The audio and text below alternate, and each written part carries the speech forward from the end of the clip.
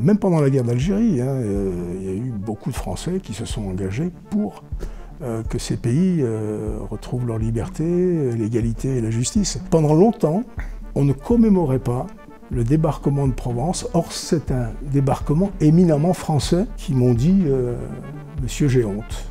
Je dis « Honte de quoi ?» Eh bien, on ne savait pas cette histoire. Le racisme, qui est un délit, bien sûr, est devenu une opinion. Un signe d'intégration, c'est qu'il y a de plus en plus de Français issus de l'immigration, maghrébine ou autre, hein, qui intègrent les partis d'extrême droite. Nous étions les premiers issus de l'immigration maghrébine à accéder à l'université. Mais on ne peut pas rester des spectateurs de ce qui nous entoure. C'est pas possible. Beaucoup nous ont rejoints de toute origine, de toute culture, de tout niveau social, parce que beaucoup sentaient le besoin de réagir et de s'organiser et de faire bouger les choses. La France, elle a un intérêt extraordinaire à garder des relations privilégiées avec le bassin méditerranéen. Ouais. Elle en fait partie. Les gens, naturellement, ne sont pas forcément les monstres que l'on pense.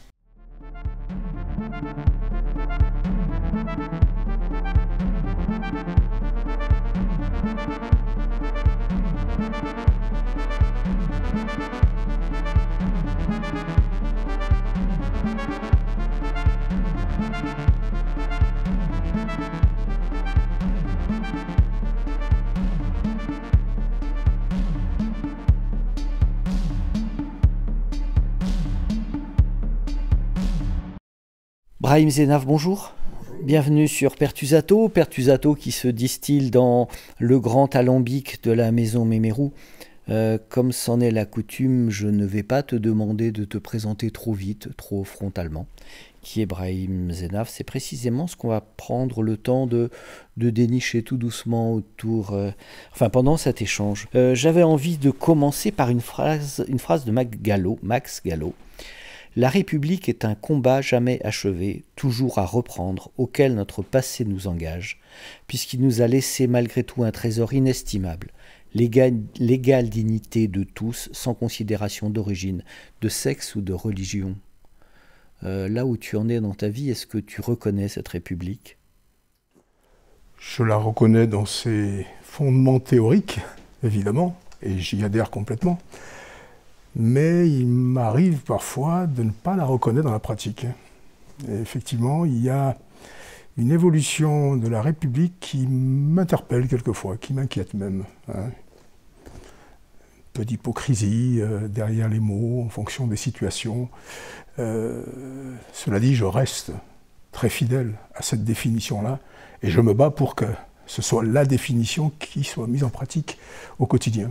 Tu as le sentiment d'avoir traverser un grand bout de ta vie quand même à l'âge que tu as, en étant double, en ayant une histoire qui est liée à ton père, à ton enfance, à ce pays d'où, alors tu viens pas complètement puisque tu es né en France, mais et puis ce pays, cette France, cette République qui évidemment t'a fait grandir et a aussi accueilli ta famille. Et est-ce qu'il y a deux mondes distincts qui t'habitent, ou est-ce que finalement ça a fini à force par se réunir, s'agglomérer et finalement faire plus qu'un homme qui tient tout? Étonnamment, c'est le regard extérieur qui me fait appartenir à plusieurs mondes.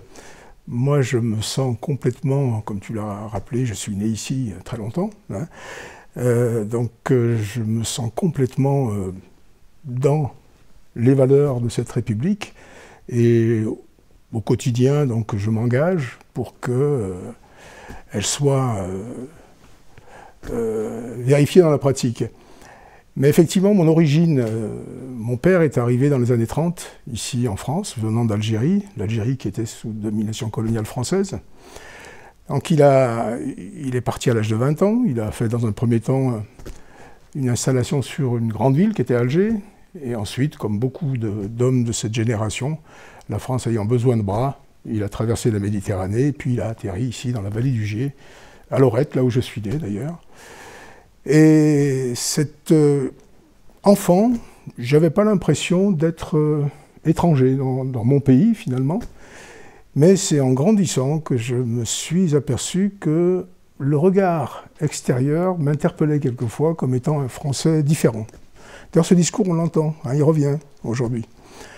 Donc, quand mon père s'est installé, il a intégré une grande usine, on l'appelait la grande usine d'ailleurs à l'époque, qui est devenue après CAFL, Creuse-Loire, et puis après la faillite de Creuse-Loire dans les années 80, ça s'est vendu par appartement à des grandes multinationales étrangères, souvent. Et donc mon père a fait sa carrière dans la sidérurgie, en tant que petite manœuvre ouvrier, et il a fait son service militaire, puisque les gendarmes sont allés le chercher, il avait 20 ans, il avait l'âge de faire son service militaire, à l'époque c'était 2 ans. Hein. Donc il a fait son service militaire, à l'époque il ne parlait pas le français, il n'était pas à l'aise dans ce pays froid, relativement au pays qu'il a quitté, et il a fait 2 ans de service militaire, et puis il est resté en France, travailler, donc après son service militaire, il a été très malade pendant son service militaire, puisqu'il a attrapé la tuberculose, il a fait les sanatoriums. Et puis il a vécu là pendant... à l'époque, il était marié en Algérie, il avait 2 enfants, enfin à l'époque dans les années 40. Et puis la guerre a éclaté en 1939, il a été mobilisé, et il s'est retrouvé dans la débâcle de 40, blessé de guerre, l'armée française ayant été laminée très rapidement par l'armée allemande, hein, c'était vraiment un bulldozer, l'armée allemande qui était prête à envahir tous les pays européens, on l'a vu par la suite. Et mon père s'est fait, donc a été prisonnier dans cette débâcle, blessé, et il a été déporté donc, dans des camps militaires, dans des camps de prisonniers militaires en Allemagne. Du coup, il faisait très froid là ce coup-ci. Et là, c'était très froid. En plus, c'était en novembre, donc on peut imaginer. Donc il a été retenu pendant 1 an, puisqu'il a tenté une première évasion, et il a réussi son évasion en 41, en novembre 41. Il s'est réfugié en France pendant un certain temps, ensuite il est passé de l'autre côté de la Méditerranée, en Algérie, il a été démobilisé en 45. Donc voilà, ça c'est l'histoire de mon père, qui est revenu ici en France, l'Algérie étant toujours française. Il a été reconnu comme ancien combattant, comme prisonnier de guerre, évadé, blessé.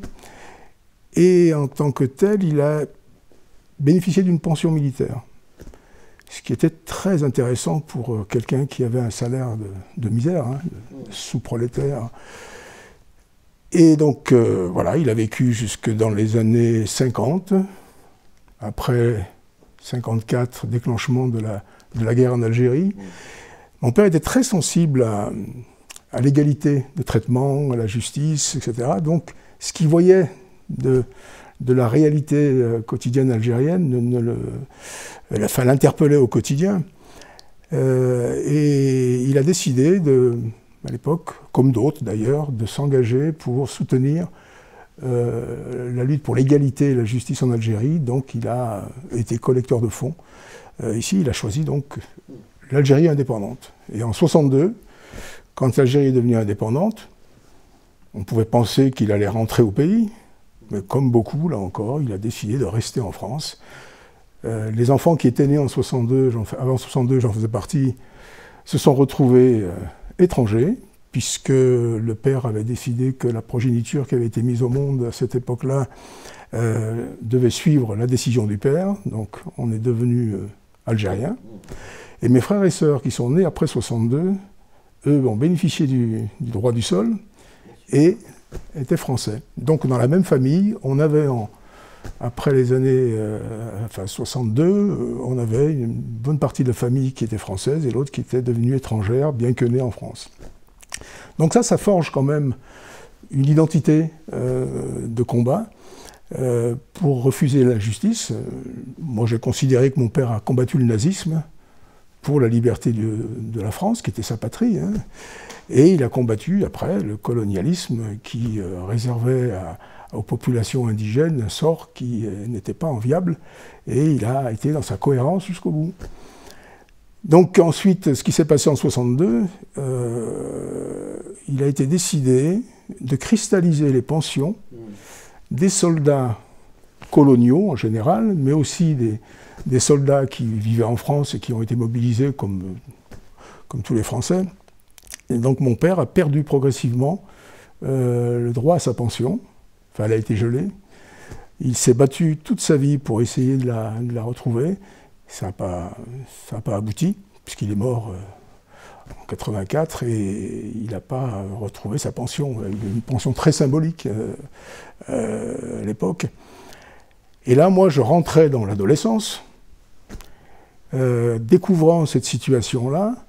Je me suis un peu rebellé contre cette injustice qui était faite à ces soldats qui avaient participé à la libération de la France et qui n'étaient plus reconnus comme étant ces soldats des héros de la guerre 39-45, parce qu'après que les pays ont retrouvé leur indépendance, eh bien, on n'a plus reconnu cette qualité d'ancien combattant à ces soldats au travers d'une pension militaire. C'est une période très très confuse. Et c'est très difficile de faire la part des choses. Tu parlais donc tout à fait légitimement, je comprends bien, quelqu'un qui est né en Algérie, à un moment donné va avoir envie de rejoindre l'Algérie en espérant qu'elle devienne un pays libre. Nous, on a eu très clairement en France des anciens combattants donc, qui ont lutté effectivement contre la domination du Troisième Reich, et qui ensuite sont allés dans la bataille d'Alger pour aider les militaires français en disant « vous ne savez pas faire en fait, vous ne comprenez pas comment marche une guérilla urbaine, par contre on la connaît très bien ». Et en fait c'est des gens qui ont lutté pour la liberté de la France et qui ensuite se sont mis à lutter contre la liberté de l'Algérie. Et certains même d'entre eux vont ensuite aller en Argentine en disant « nous on sait faire ce truc-là ».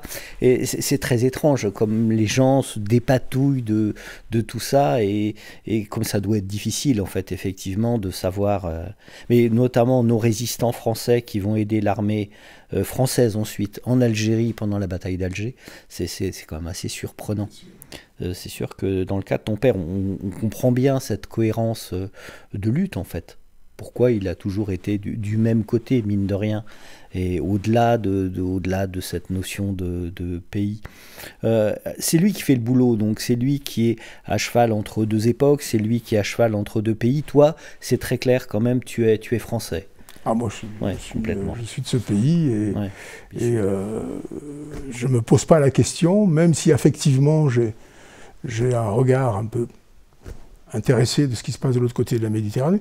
Mais de toute façon, je suis intéressé par ce qui se passe dans le monde, avec un petit côté un peu plus affectif pour l'Algérie quand même, tout en ne connaissant pas ce pays. Hein. Je suis né ici, j'y suis allé en 77, pour la première fois et la dernière fois, puisque je ne suis pas retourné. À l'époque, j'étais très engagé, il y avait un combat pour le tiers-monde, etc. On était dans une période d'optimisme, les choses allaient aller mieux, etc. Et puis, effectivement, les pays nouvellement indépendants avaient besoin d'être aidés pour acquérir une certaine autonomie économique et un développement. C'était avant le déferlement de ce qu'on appelle le néolibéralisme maintenant.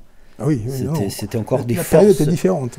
Oui, bien sûr, oui, c'était encore des forces qui étaient cachées après-guerre et qui sont restées cachées jusque dans les fin des années 70. Oui. C'est après que ce déferlement va complètement détruire ces chaînes de solidarité et tout cet imaginaire, en fait.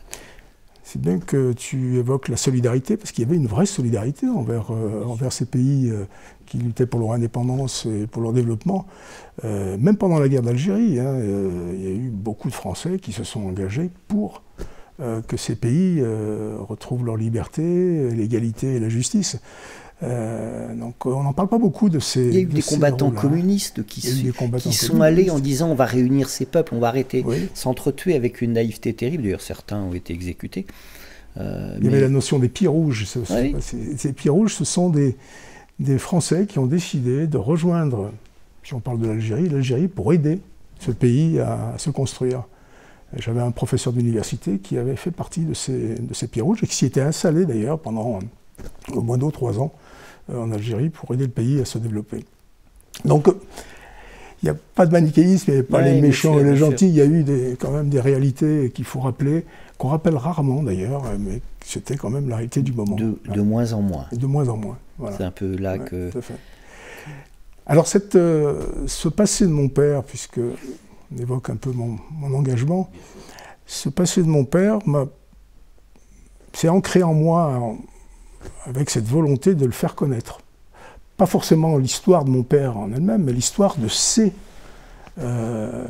citoyens-là qui n'étaient pas considérés comme des Français à part entière avant l'indépendance de l'Algérie, hein, puisqu'il y avait un code de l'indigénat, il y avait des traitements différenciés en fonction de sa naissance. Malgré le fait qu'on était en République, la démocratie, liberté, égalité, fraternité, mais quand je parlais de contradiction tout à l'heure, il y avait aussi cette réalité-là. Hein.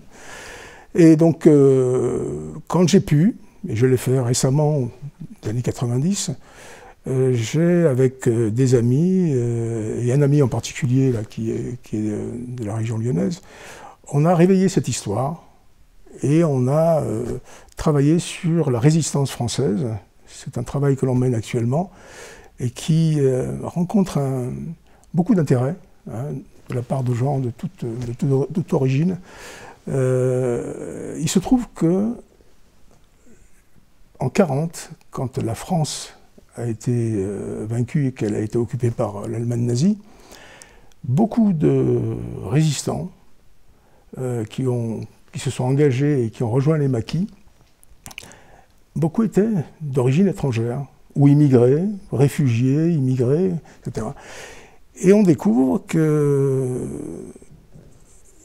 des centaines de résistants étaient, bon, on connaît Missak Manouchian et la Fiche Rouge, hein, tous ces juifs d'Europe qui se sont engagés dans la résistance, mais on oublie aussi de parler de ces résistants maghrébins, ou africains, subsahariens, qui ont rejoint les maquis. C'est vrai qu'ils étaient mus par un idéal. À l'époque, ils travaillaient, ces ouvriers-là, parce que c'était à peu près tous des ouvriers, côtoyaient les syndicalistes, les communistes, etc. Et ils se sont engagés en fait dans les FTP, francs-tireurs et partisans. Il y avait un groupe, le groupe Manouchian appartenait à la section francs-tireurs et partisans MOI, on dit les FTP MOI. Et MOI, ça veut dire main-d'œuvre immigrée. Beaucoup de ces résistants français étaient des étrangers, en fait, des réfugiés, des étrangers. Et comme chaque pays veut raconter son histoire, ce qu'on appelle le roman national, on a complètement oublié cette réalité-là. Manouchian vient d'être panthéonisé récemment, cette année. Il était temps. Hein. Il avait demandé à être français. Et il n'a jamais obtenu la nationalité française, hein, et pourtant ça a été un héros de la résistance. Et là on a découvert que beaucoup portaient des noms Mohamed, Chérif, Ali, et qui étaient des résistants, et qui se sont battus contre les nazis pour une patrie qui n'était pas vraiment la leur au sens, ce n'était pas leur pays de naissance, mais qui avait des principes, et qui se sont battus pour les principes, et la lutte contre le nazisme faisait partie de ces combats qu'il fallait mener. Oui, il y avait toujours quand même l'ombre de la CNR qui planait quand même sur le monde ouvrier, qui planait quand même sur cette République. Et je pense que c'était plus facile de rentrer. Tu veux dire après la guerre, donc. Après la guerre, ouais.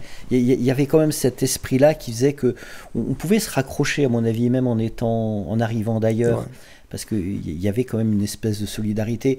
Une phrase que j'adore de Victor Hugo, que je cite de temps en temps, un jour, espérons-le, tous les points de la demeure humaine seront éclairés. Se réalisera alors le magnifique rêve de l'intelligence, avoir pour patrie le monde et pour nation l'humanité. J'ai l'impression qu'il y avait quelque chose dans la CNR et dans l'après-guerre en France, quelque chose d'aussi beau que ça. Et d'aussi républicain que ça. Dans le message républicain de l'époque, cette dimension-là existait fortement. C'est pour ça que je pense que des gens très divers pouvaient se réunir là-dedans. Moi, je me sens totalement solidaire de cette pensée d'Hugo. Et que je comprends très bien que des gens qui arrivent d'ailleurs aient exactement le même ressenti, le même besoin de cette fraternité-là, de cette humanité. Oui. Beaucoup ne sont pas revenus de ces résistants. Hein. Ils ont été soit fusillés, soit arrêtés, et puis internés dans les camps de concentration et n'en sont pas revenus. On raconte dans notre exposition l'histoire de ces femmes, parce qu'on ne parle pas beaucoup des femmes résistantes. Elles ont joué un rôle énorme. Et on évoque certains parcours de femmes qui se sont engagées non seulement pour faire du renseignement, mais aussi au combat. Donc dans notre travail de recherche, avec un ami qui s'appelle Kamel Molev, qui a aussi beaucoup travaillé, qui a fait une bande dessinée là-dessus, on évoque ces parcours.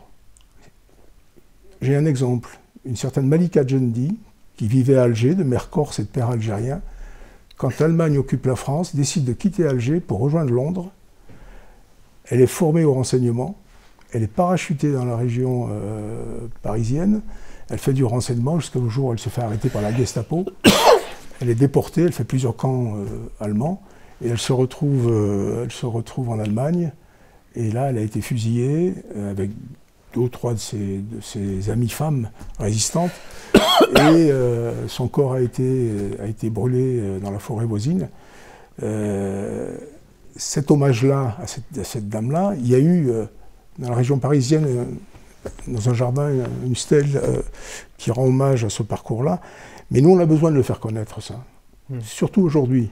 C'est important que notre jeune génération sache que leurs anciens se sont engagés quand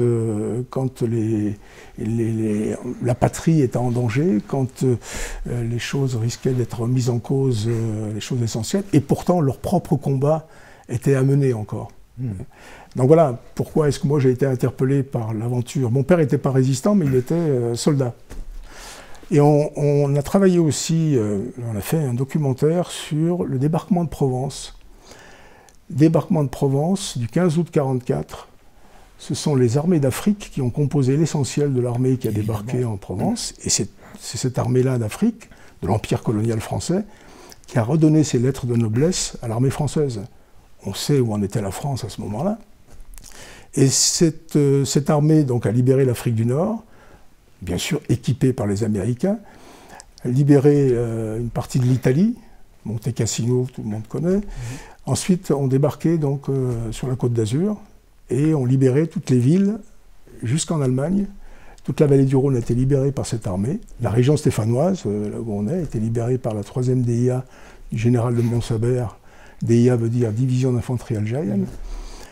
Et pendant longtemps, on ne commémorait pas le débarquement de Provence. Or, c'est un débarquement éminemment français, même si les soldats, plus de 50% des soldats qui composaient les 400 et quelques mille militaires qui ont débarqué étaient issus de l'Empire. Eh bien, c'est qu'à partir de 2014 qu'on s'est mis à commémorer ce débarquement de Provence. Nous, on en a fait un film, on a retrouvé les anciens combattants, ce film date de 2006, et on a interrogé certains de ces combattants qui ne comprenaient pas pourquoi est-ce qu'on parlait du débarquement de Normandie et qu'on ne parlait pas du débarquement de Provence. Débarquement de Normandie où la France a été très peu présente. Il y a eu le commando Kiefer qui a débarqué, et le 1er août 1944 a débarqué en Normandie la 2e DB du général Leclerc, qui est devenu par la suite maréchal. Je ne sais pas, à titre posthume peut-être, mais je ne sais plus. Et donc le général Leclerc, sa 2e DB de 16 000 hommes, était composé aussi de près de 3 000 à 4 000 Espagnols de l'armée républicaine espagnole de 1936. Dans la libération de Paris, on entend ça. La libération de Paris a été par des Catalans. Par les Catalans. Et des Parisiens qui disaient c'est bizarre, on ne sait pas qui c'est en fait, c'est étrange, ils parlent catalan. Alors, 4 000 à peu près militaires espagnols de l'armée républicaine espagnole. La 2e DB du général Leclerc, c'était des volontaires. Hein. Il y avait aussi 3 000 Nord-Africains, Maghrébins, Algériens, Tunisiens, Marocains. Il y avait 800 à 1000 subsahariens. Et puis le reste, c'était une bonne moitié, c'était des volontaires français qui avaient rejoint De Gaulle dès le début de la guerre. Et puis cette armée-là a libéré Paris et ensuite est allée jusqu'en Allemagne et a fait la jonction avec l'armée d'Afrique qui avait libéré toute la vallée du Rhône, tout le sud-est de la France, etc. Et c'est qu'à partir de 2014 qu'on rend hommage à ce débarquement-là. Or, c'est grâce à ce débarquement que De Gaulle a pu s'asseoir à la table des vainqueurs. C'était pas gagné parce qu'il était détesté par Churchill et Roosevelt. Après, les choses sont arrangées pour Churchill, mais quand le débarquement de Normandie a eu lieu le 6 juin 1944, il faut savoir que Pétain était à Saint-Étienne, accueilli par des milliers de personnes, et que le 6 juin 1944, De Gaulle n'a été informé du débarquement que 3 jours avant. Et il avait déjà quitté l'Angleterre pour rejoindre l'armée d'Afrique, justement, parce qu'il savait très bien ce qui allait se tramer, c'est que c'était la paix américaine qui allait s'imposer à la France. Et De Gaulle a résisté à cette paix américaine, et il a refusé de commémorer le débarquement de Normandie pendant des années, jusque dans les années 60, parce qu'il considérait qu'on ne pouvait pas commémorer un débarquement qui allait aboutir à la vassalisation de la France. Et pour lui, le débarquement de l'armée française, c'était le débarquement de Provence. Donc on a fait un film là-dessus, on a fait donc cette exposition sur les résistants, et il est important qu'aujourd'hui, moi ce qui me fait plaisir, c'est que c'est bien accueilli aujourd'hui, hein, on est invité un peu partout par les grandes villes, et il est important aujourd'hui qu'on fasse référence à cette histoire commune. Je me souviens à Lyon, on a fait l'exposition dans l'enceinte de la mairie de Lyon, très belle mairie, que je ne connaissais pas à l'intérieur. Et j'ai 2 femmes qui sont venues d'un certain âge, à des moments différents de l'exposition, qui m'ont dit « Monsieur, j'ai honte ». Je dis « Honte de quoi ?» Eh bien, on ne savait pas cette histoire. Extraordinaire quand même. Hein. Bien sûr, mais l'histoire officielle écrase tout, toujours. Ben oui, ben oui. Donc voilà le travail qu'on mène aujourd'hui, hein. C'est un travail qui se continue parce qu'il y a d'autres, il y a aussi la mémoire ouvrière sur laquelle on travaille. Et il est important de dire que dans des moments importants, des rendez-vous historiques, le développement économique de la France, ces populations venues d'ailleurs ont consolidé, ont participé à la reconstruction et même au rayonnement de la France. Il n'y a pas eu que le plan Marshall donc? Ben non. Mais la France l'avait refusé avec oui. même s'il y a eu la volonté longtemps d'en faire bénéficier la France, mais bon, d'autres pays européens l'ont profité, mais bon. Voilà, ça c'est le travail lié un peu à mon père, cette histoire que moi je connaissais de l'intérieur et qu'il fallait faire connaître, quoi. Donc c'est ce qui m'occupe aujourd'hui. Comment avec ce passé, avec cette histoire que tu connais, que tu défends, cette mémoire sur laquelle tu travailles, et pas tout seul, est-ce que ça résonne avec ce qui est en train de se passer en Palestine aujourd'hui? Est-ce que pour toi, il y a comme des effets de miroir, des luttes communes? Bien sûr, bien sûr. Pour moi, ce qui se passe en Palestine n'a rien de religieux. On en fait des questions religieuses. Rien de religieux. C'est une guerre coloniale. C'est une guerre coloniale. Donc la lutte du peuple palestinien, la réalité, en fait, c'est que les pays occidentaux ont une grande responsabilité de ce qui se passe. Sykes-Picot, le repartage de l'Orient, la découverte du pétrole, etc. Bon. Mais il y a un peuple qui en a fait les frais. C'est le peuple palestinien. Qu'on n'a pas écouté, qu'on n'entend pas, etc. Certains se sont radicalisés. En épousant des thèses avec lesquelles je ne suis pas d'accord, mais il n'empêche qu'il y a une volonté de résister et de se battre pour leur liberté, pour avoir un État qu'on leur a promis depuis longtemps et qu'ils n'ont toujours pas. Et puis là, aujourd'hui, ce qui se passe, qui sont peut-être pas prêts de l'avoir de sitôt. Et puis il y a aussi la lutte des peuples, en général, en Amérique du Sud. J'ai été, moi, membre d'une association qui s'appelait le Mouvement Anti-Apartheid en France. Quand l'Afrique du Sud était sous domination raciste, blanche, on n'était pas nombreux au départ à se battre pour qu'il y ait un changement de gouvernance dans ce pays-là. Après, les choses ont évolué. Mais la lutte des peuples pour la justice, la liberté et l'égalité contre le racisme m'interpelle, moi. Ça fait partie de mon ADN. Quand une injustice est faite, on veut raconter tout ce qu'on raconte aujourd'hui pour essayer de relativiser les motivations qui conduisent certains peuples à se battre, quelquefois avec des méthodes que l'on peut discuter. moi je me sens interpellé à chaque fois. Et je pense que cet angle de vue, c'est pas celui qu'on nous assène à longueur d'antenne. On est pragmatique. Voilà. Dans la presse mainstream, on est vraiment très pragmatique, au point de fermer les yeux sur à peu près tout, ouais. Et de plus avoir cet idéal républicain, humaniste, cette volonté d'émancipation des peuples et de justice, c'est évident. Je ne sais pas, pour quelqu'un de... Enfin, est-ce que tu as le sentiment que quelque chose se perd de façon un peu définitive? Ou est-ce que tu as le sentiment, on avait Emmanuel Bompard à ta place dernièrement, lui pense que c'est gagné, qu'en fait on a compris ce qui est en train de se passer, et que dans les décennies on va revenir à des choses plus essentielles, plus profondes, plus humaines, et que ce monde néolibéral, avec toute cette presse et avec ses prêtres, avec tous ces rituels, etc., a déjà perdu peut-être le narratif, et que... Moi, je suis plutôt de nature optimiste.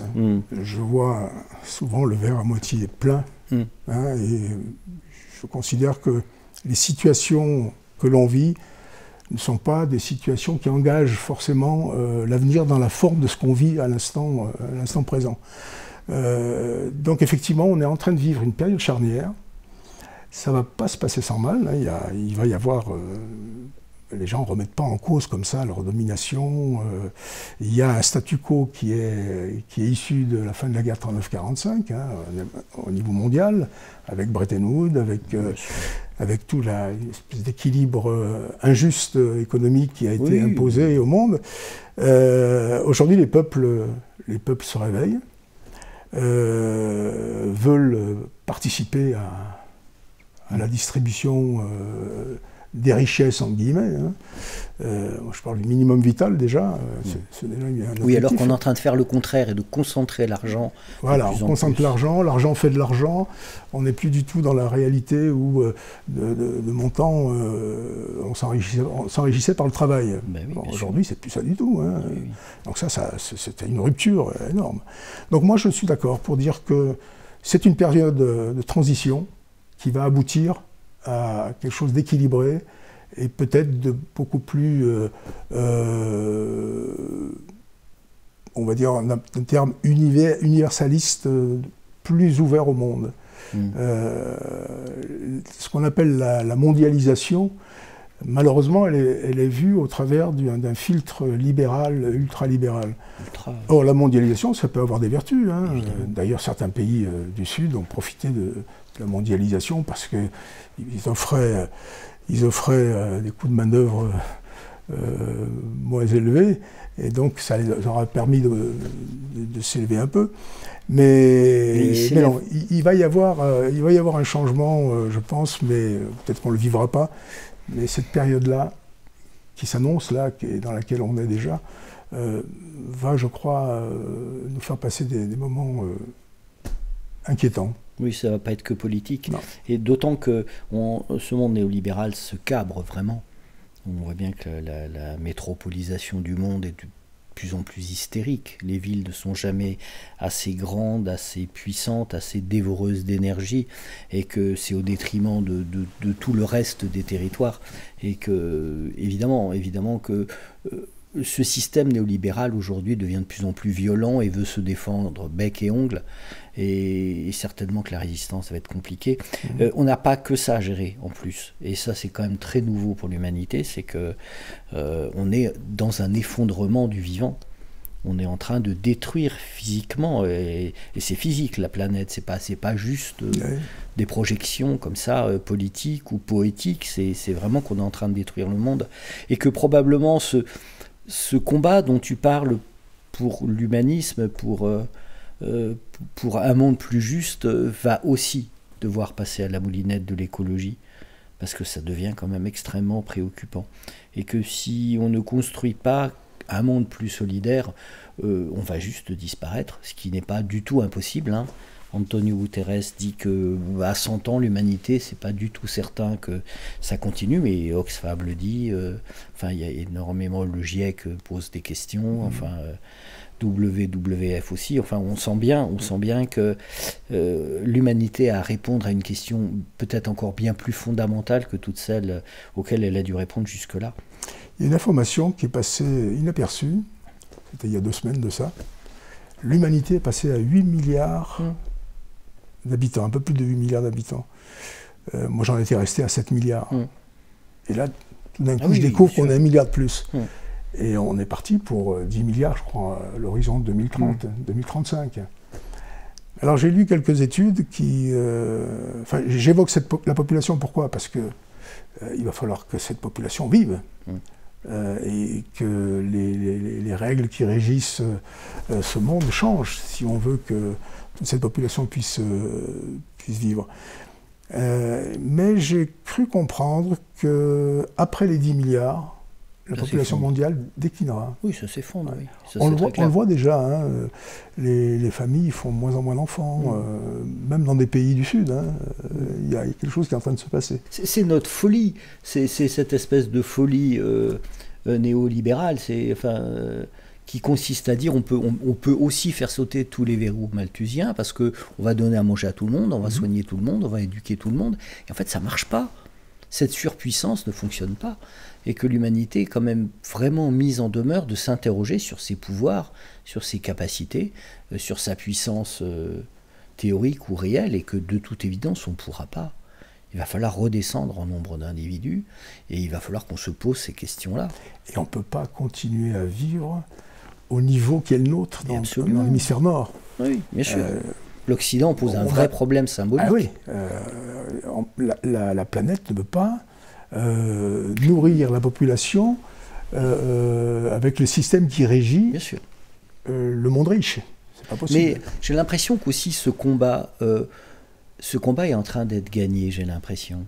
Symboliquement, Elon Musk n'est pas forcément le Graal de l'humanité.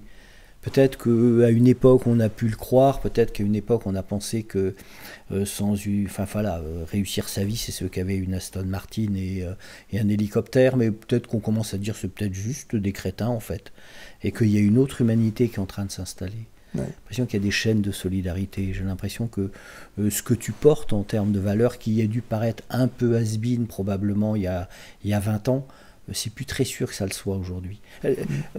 L'utopie change de camp tout doucement, j'ai l'impression. Il est important d'être mu par l'utopie. Bien sûr, bien sûr. Parce que, mais change de camp. Oui, elle change de camp, c'est vrai.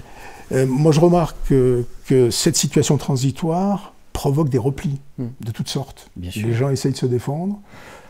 L'explication de la religion, on la trouve là.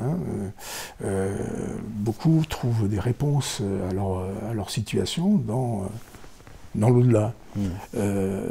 Mais ce raisonnement-là, on ne l'a pas. Alors que c'est évident. Quand les gens sont en situation d'injustice, de vivre l'injustice, ils vont chercher des réponses. Au lendemain de la guerre, on avait dit plus jamais ça. On avait tous appris la leçon. Oui, bien sûr, on ne pouvait pas reproduire ça, qu'on avait compris. Le CNR était un réflexe de dire il faut changer les choses. À partir de maintenant, on change les choses. Eh bien, on l'a oublié. On vit aujourd'hui une situation qui rappelle étrangement, même si je ne crois pas à la répétition de l'histoire, la situation des années 30, par exemple. C'est clair que la CNR fait un boulot, que malgré tout, à l'époque, une poussée communiste, malgré tout, a fait du boulot, c'est évident. On a brusquement eu des hôpitaux, on a brusquement eu une éducation organisée, on a libéré les femmes quand même de beaucoup de choses. On a arrêté de mettre en prison les homosexuels. Ce monde a vraiment évolué. C'est juste que les forces très réactionnaires de droite en général, il faut quand même le dire, tapis dans l'ombre, on fait le boulot. et tout doucement se sont réimplantés, ont grignoté tout l'espace symbolique et culturel, et que voilà, donc fin des années 70, ça pouvait démarrer. Et que là, brusquement, on revient en arrière, on abandonne, on arrête de partager l'argent, le pouvoir, et qu'on revient dans ces méritocraties qu'on connaît, dans tout ce discours. Et le racisme, notamment, remonte de tout. C'est évident. Il est même... il s'est banalisé. Complètement. Le racisme, qui est un délit, bien sûr, est devenu une opinion, avec des chaînes de télévision, avec des politiques qui ont pignon sur rue. Chaînes de télévision qui sont diffusées sur la TNT. Ouais. C'est la République où ils commencent à dire que là, peut-être, ils sont allés un peu loin. Et il commence à y avoir quelques résistances, notamment grâce à Plenel, qui a fait un gros boulot là-dessus. Mais c'est évident qu'on revient vers là. Mais en même temps, c'est émaillé de transcendance quand même. Je pense à les vœux 2024 de Camille Etienne. Je pense à la date aussi du pape François, bien sûr, qui est quand même un document clairement de gauche, humaniste. On a l'impression que le monde se cherche beaucoup.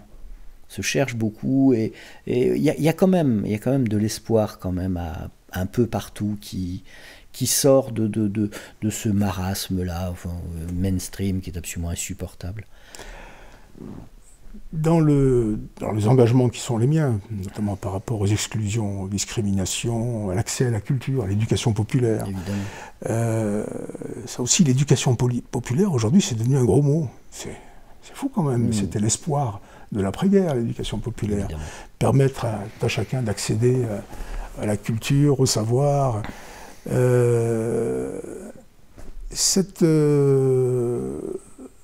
Cette façon de penser qui semble avoir du plomb dans l'aile aujourd'hui, moi je pense qu'on va la redécouvrir par la base. On le voit d'ailleurs, moi je suis un militant de ces associations d'éducation populaire. Beaucoup viennent consommer de l'activité. On a oublié l'essence de ces associations. Je pense au MJC parce que je connais les MJC. Il y a des initiatives qui sont prises solidairement dans ces associations-là qui souffrent terriblement, parce que les subventions, elles sont de plus en plus limitées. Le travail que font ces associations-là est énorme. Malgré les difficultés, on a encore des gens qui s'engagent bénévolement pour essayer de faire se rapprocher les gens, pour qu'il y ait du lien social, etc. Et là où je trouve irresponsable de la part des pouvoirs publics leur attitude par rapport à... On parle beaucoup de budget aujourd'hui, c'est que ces structures-là, certes, elles sont aidées dans les villes, et on a tendance à ne voir que ce qu'elles coûtent, pas ce qu'elles apportent. Or, ce qu'elles apportent, c'est énorme. C'est énorme, ça permet justement de se vivre ensemble et se faire ensemble. Je préfère l'expression « faire ensemble ». Quand on voit les choses, comment elles évoluent, comment ces structures-là souffrent, je me dis, mais comment ? Pour moi, c'est une évidence qu'il faut au contraire donner encore plus de moyens à ces structures. Comment on fait pour voir disparaître tout ce tissu associatif? La France est un des pays qui est, je crois, qui a le plus d'associations. C'est ce qui permet encore cet espoir, cet optimisme-là, c'est que les gens se rencontrent. Mais moi j'ai l'impression que ça défend des chaînes de solidarité qui agacent le pouvoir néolibéral. Fondamentalement, le problème, il est là. Ça prône quand même une humanité dont on ne veut pas. D'ailleurs, la presse mainstream n'a de cesse de se moquer de ce faux humanisme, de ces endroits où effectivement, soi-disant, il devrait se passer des choses merveilleuses et où ça ne se passe pas. C'est évident que pour la pensée néolibérale, l'association, entre guillemets, de gens qui justement proposent une autre façon de vivre est insupportable, en fait. On est des ennemis. Pensez à l'Assommoir de Zola. Bien sûr. Les syndicats et les mutuelles sont nés dans les bars. Bien sûr, les ouvriers venaient se rencontrer. Et on faisait en sorte de vite arrêter ce type de on a Michel Rondet qui a œuvré dans Londaine. on a de cesse de rendre hommage à ce très très grand monsieur. C'est ça, c'est un combat idéologique en fait. L'association n'est pas assez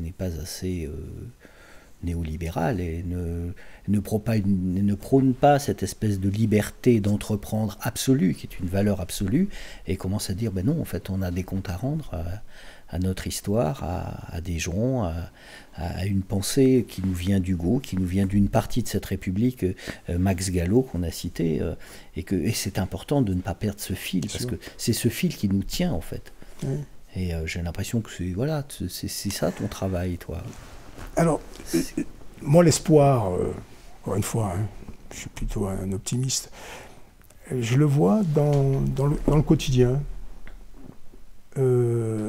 Cette diversité française, j'aime pas le terme parce qu'il est galvaudé, mais bon, cette diversité culturelle française a porté la France, je pense au domaine culturel notamment. Les ambassadeurs de la culture française sont souvent des artistes ou des créateurs qui ont une histoire assez compliquée en termes d'origine. Beaucoup de nos grands chanteurs et interprètes sont des enfants d'immigrés à la 2e, 3e, 5e génération. On le voit aussi aujourd'hui, dans le sport, n'en parlons pas. On a vu les Jeux Olympiques cette année. Les athlètes français, quand même. Mais ils sont colorés. Ils sont très colorés. Et ils sont français. Mais absolument, bien sûr. Pour douter. Dans le domaine, moi je suis ingénieur de formation, dans le domaine industriel, on voit aussi les choses changer. Dans les entreprises, ça a mis du temps. Ça a mis du temps. Les entreprises se sont un peu verrouillées pendant un temps. Soit elles n'intégraient pas des professionnels un peu trop différents, soit il y avait le plafond de verre à l'intérieur. Quand elles les intégraient, ils ne passaient pas, dans la promotion, ils ne passaient pas à un certain niveau. Ben, les choses ont changé. Dans les années, on va dire, fin 90, début 2000, aujourd'hui ça y est, c'est accepté, les entreprises sont ouvertes au monde. Mais là aussi on voit des innovations techniques et technologiques qui sont le fait de Français venus des 4 coins du monde. On pourrait parler de la santé.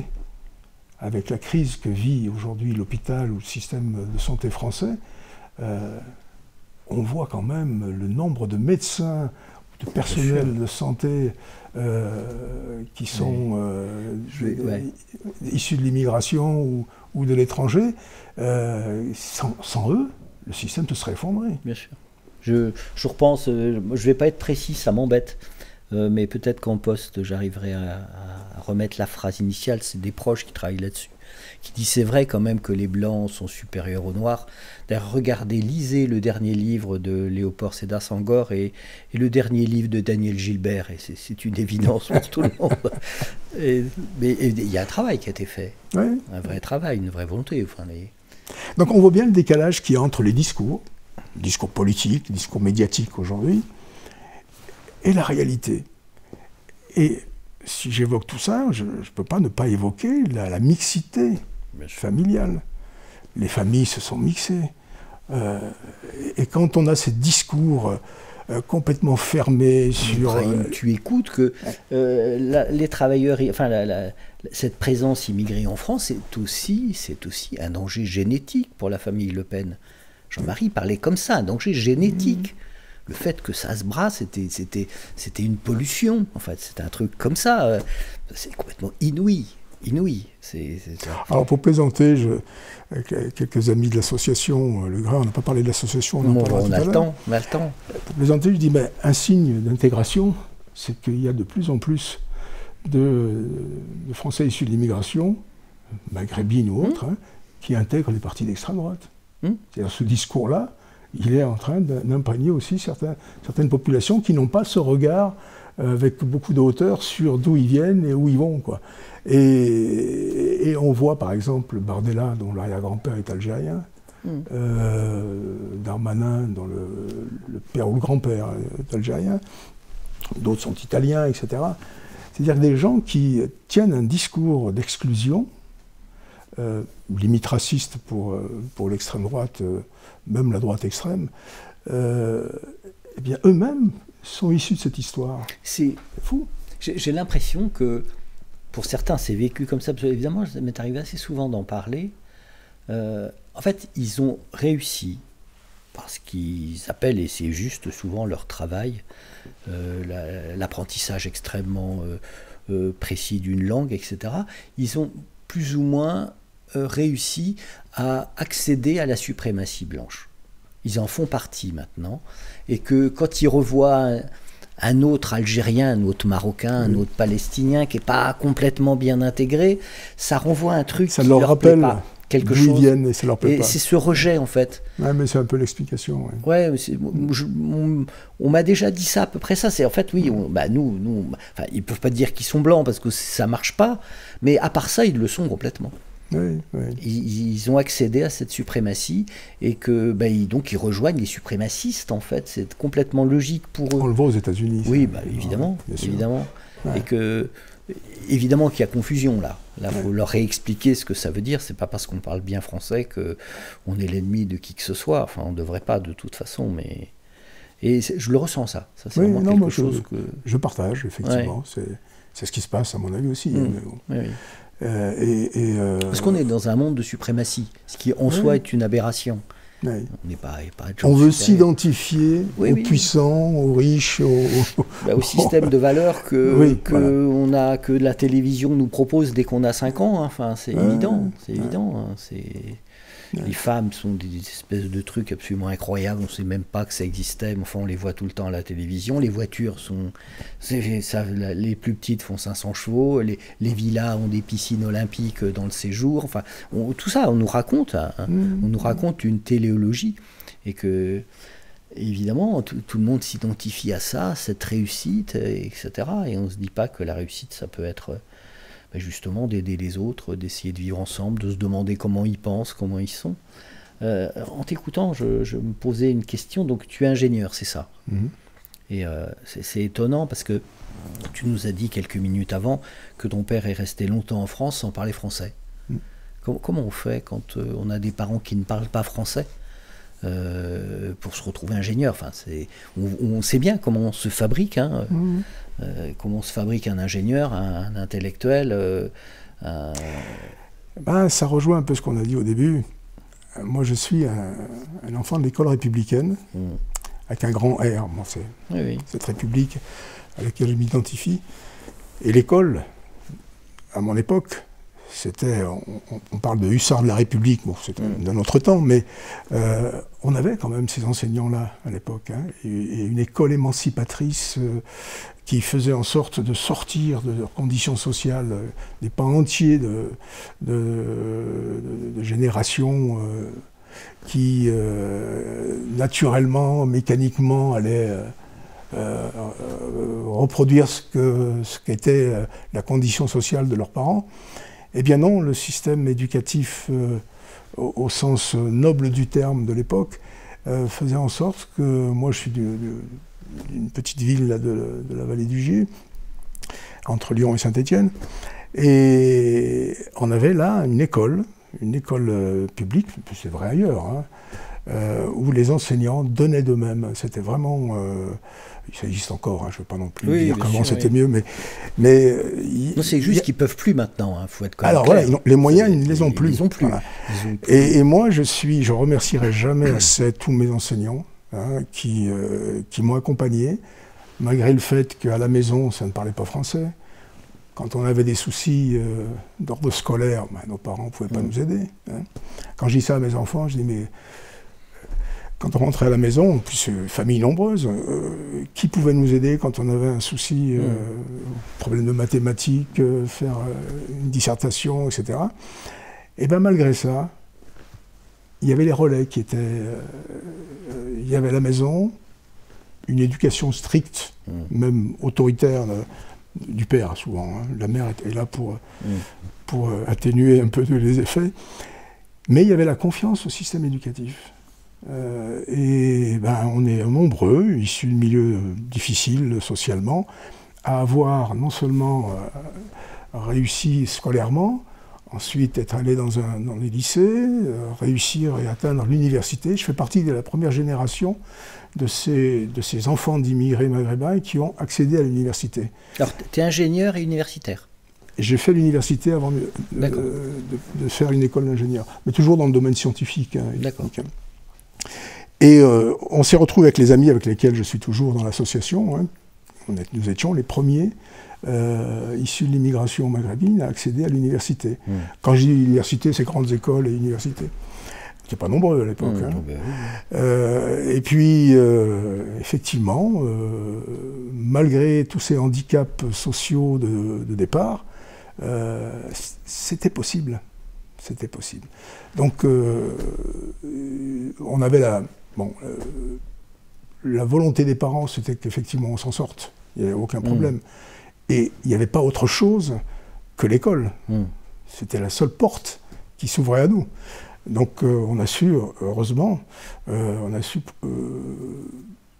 utiliser cette possibilité-là à bon escient et après faire notre chemin. Et c'est vrai pour de nombreux amis de l'association et ailleurs. Hein. Aujourd'hui, ça roule, mais ça dépend d'où on vient, parce que quand on voit les conditions de vie ça roule longtemps, il n'y a plus cette impossibilité majeure, mais quand on vit dans un quartier populaire, quand on est dans les situation économique qui est celle des quartiers populaires, pas facile hein, d'accéder ensuite à des études supérieures. Voilà. Donc il y a quelque chose qui se reproduit là et qui devrait interpeller. C'est pas une histoire d'origine, c'est une histoire d'origine culturelle, j'entends. C'est une histoire d'origine sociale. Et quand on est entre soi dans des milieux populaires, eh bien, avec ce qu'on sait du système éducatif qui est très, très affaibli aujourd'hui, c'est pas facile de sortir de leurs conditions des pans entiers de jeunes issus de ces réalités-là. Oui, une réalité économique quand même. Hein.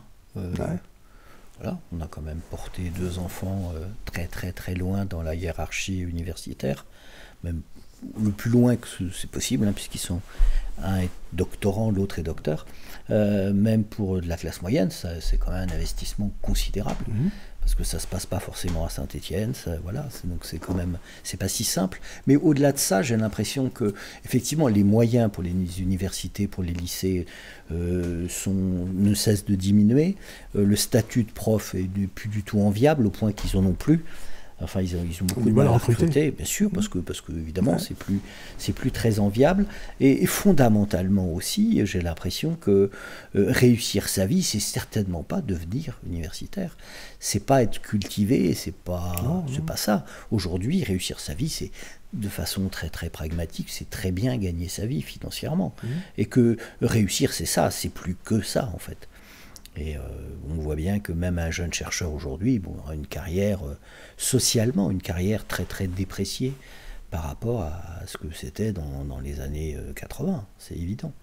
Et que les enfants sont moins motivés, que beaucoup d'écoles privées, beaucoup de formations privées qui font que... Le système est en train de s'américaniser. Hein. Oui, absolument. Aujourd'hui... et il y a un népotisme qui se fait, que en fait, les enfants se reconnaissent dans d'autres enfants, dans d'autres chefs d'entreprise. Enfin, Juan Branco explique bien ça. Voilà, comme il était plus brillant que la moyenne, il dit « Ah mais je me faisais inviter par Bernard Arnault le mercredi à midi ».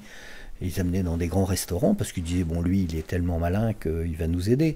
Bon, ils se sont trompés dans son cas, mais c'est évident que, oui, symboliquement, malgré tout, c'est pas que financier, c'est que symboliquement, j'ai l'impression que pour un enfant qui est issu d'un milieu modeste, il se retrouve aussi quand même certainement pas bien dans ce qui est aujourd'hui les écoles d'ingénieurs, dans tout ça, parce qu'il n'a pas les codes, parce qu'il va peut-être pas rêver de la même chose, il va pas avoir envie de la même chose. C'est clair. Alors que c'était pas ton cas. Non, c'était pas mon cas, quoique dans une école d'ingénieur, il n'y avait pas beaucoup de fils ouvriers. Hein. Ne parlons pas de fils d'immigrés. parce que le système reproduit ces élites. Hein. Bien sûr, oui, c'est une népotisme bulle. Clair, ouais. Mais c'était possible. Voilà. C'était enviable. Et c'était enviable. J'ai l'impression que même ça, c'est plus très clair. Voilà, on ne fait pas d'études supérieures aujourd'hui pour s'enrichir. Hein. Voilà. C'est évident. Et à l'époque non plus, mais c'était sortir de sa condition sociale déjà. Et puis, malheureusement, la vie est mal faite, entre guillemets. Plus le travail est intéressant, mieux il est payé. Bon, et moins il l'est, inversement, moins il est payé. Mais bon, il y avait cette volonté de s'émanciper par les études, par accéder à une profession de responsabilité, etc. Mais c'était le système éducatif public qui permettait ça. C'est ça le changement aujourd'hui, c'est que pour rentrer dans des grandes écoles, c'est pas simple. Hein. Et puis souvent, elles sont, enfin pas souvent, elles sont de plus en plus privées. Bien sûr. Et une année d'école, de grandes écoles privées, c'est de l'ordre de 10 000 euros, 15 000 euros. Qui va pouvoir se payer ça? Alors il y a le système bancaire qui permet aux jeunes de commencer sa vie avec 30 ans de prêt sur les bras. C'est le système américain. Les jeunes, quand ils attaquent, en admettant qu'ils réussissent, mais est-ce que tu n'as pas le sentiment que contrairement à toi, à ton père, pour peut-être remonter encore, où le savoir avait quand même une valeur un peu absolue? C'était essentiel d'être, comprendre, de savoir, d'avoir un cerveau ouvert et précis. Alors que j'ai l'impression qu'aujourd'hui, c'est pas trop ça. C'est dire dans cette jungle néolibérale, faut que les enfants soient bien outillés pour gagner plein de sous. Mais au-delà de ça, on ne leur demande pas de savoir. Non, le système D a pris le dessus sur le savoir. Oui, je pense. Quelqu'un qui sait se démerder, qui sait écraser les autres, qui sait, voilà... Oui, non, mais même être dentiste, c'est bien plus enviable que d'être maître de conférence. Ah oui. Ou même d'être plombier, c'est... en termes de gains, c'est plus enviable que d'être ingénieur. Il n'y a plus cette fascination pour l'humanité au sens large. Avant, on se disait ces humanités. Ce mot n'était pas si bête que ça. Aujourd'hui, concrètement, on doit gagner du pognon pour bien vivre, quoi. Et que quand même le système de valeurs n'est pas le même. Sans vouloir juger tout, mais c'est pas le même en fait. Et toi, tu es mu par... D'ailleurs, ce qui explique encore à ton âge que tu continues de travailler, d'être dans des associations, etc. etc. Alors qu'il n'y a pas de raison. En bonne logique, si c'est juste de gagner ta vie, tu as déjà fait ce que tu avais à faire en fait. Oui, mais ça c'est mon côté... Non mais c'est le même côté, je crois. Pardon? C'est le même côté. Oui, je considère qu'on ne peut pas être heureux sans vivre sa vie pleinement, sereinement. Voilà. Quand on voit autour de soi ce que génère l'exclusion, le racisme, la misère sociale. Donc tant qu'on a la santé et qu'on a encore la possibilité de faire bouger les lignes, très modestement, on s'engage. On s'engage et on a des réussites qui nous satisfont, il n'y a pas de problème. Bon, on a aussi beaucoup d'échecs. Mais on ne peut pas rester des spectateurs de ce qui nous entoure. C'est pas possible. On est encore dans ce monde et on a aussi à participer à notre modeste niveau. Parce qu'il y a un égoïsme ambiant dont tu ne veux pas entendre parler. C'est ça la grande différence. Oui, tout à fait. C'est que tu appartiens à un monde. Tu n'es pas du tout dans cette logique. J'espère que ce n'est pas un monde égoïste, cette envie de faire bouger les choses à son niveau. Parce qu'on est des citoyens, avec toute la noblesse du mot. On appartient à une collectivité, à une communauté de destin. Quand on a les moyens de faire bouger les choses, moi je pourrais, comme on dit, s'occuper de son jardin. Voilà. Mais non, on ne peut pas être entièrement équilibré. Que de penser qu'à soi. La pensée néolibérale, c'est chacun pour soi et Dieu pour tous. Mais c'est pas ça. Donc je pense que ton père avait une sorte de téléologie pour toi et qu'elle n'est pas morte, qu'elle est encore là et que c'est vraiment là qu'il se joue quelque chose d'essentiel. Tu es toujours combatif. Alors, mon père je parle de mon père, on parlera de ma mère aussi, parce qu'elle elle a joué son rôle. Mais mon père n'exprimait pas les choses de manière très, très concrète. On comprenait Mais il a voulu que tu sois ingénieur. Tu as des frères et sœurs? Oui. Oui. Et ils ont fait quoi? Ils ont fait de bonnes études. Donc il y avait bien quelqu'un derrière qui a dit il faut faire ça. Non, il n'y avait pas quelqu'un derrière qui disait il faut faire ça, mais, oui, non, mais il y avait un message global. Il y avait un ethos comme ça. Voilà. Donc ça a fonctionné, ça aurait pu ne pas fonctionner, pas non plus qu'on avait tous les ingrédients pour s'en sortir, mais aidé surtout par l'école et par tous ces concitoyens qui étaient engagés bénévolement dans le social, dans le syndicat. J'ai le souvenir, moi je ne l'ai pas vécu directement, mais, parce que j'étais enfant, mais on m'en a parlé. Il y avait des mutuelles dirigées par la CGT ou les syndicats ou le Parti communiste. Lorsque sont apparues les premières machines à laver, avant on lavait le linge dans le lavoir. Bien sûr, évidemment. C'est nos mères justement qui avaient un travail de fou. Alors j'imagine le travail de ma mère qui a fait 12 enfants. Il fallait, en plus des 2 enfants, séparer les uns des autres d'1 an à 2 ans. Hein, donc elle avait à devoir s'occuper de toute cette famille. Et quand la machine à laver est arrivée, c'était inaccessible économiquement pour une famille modeste d'acheter une machine à laver.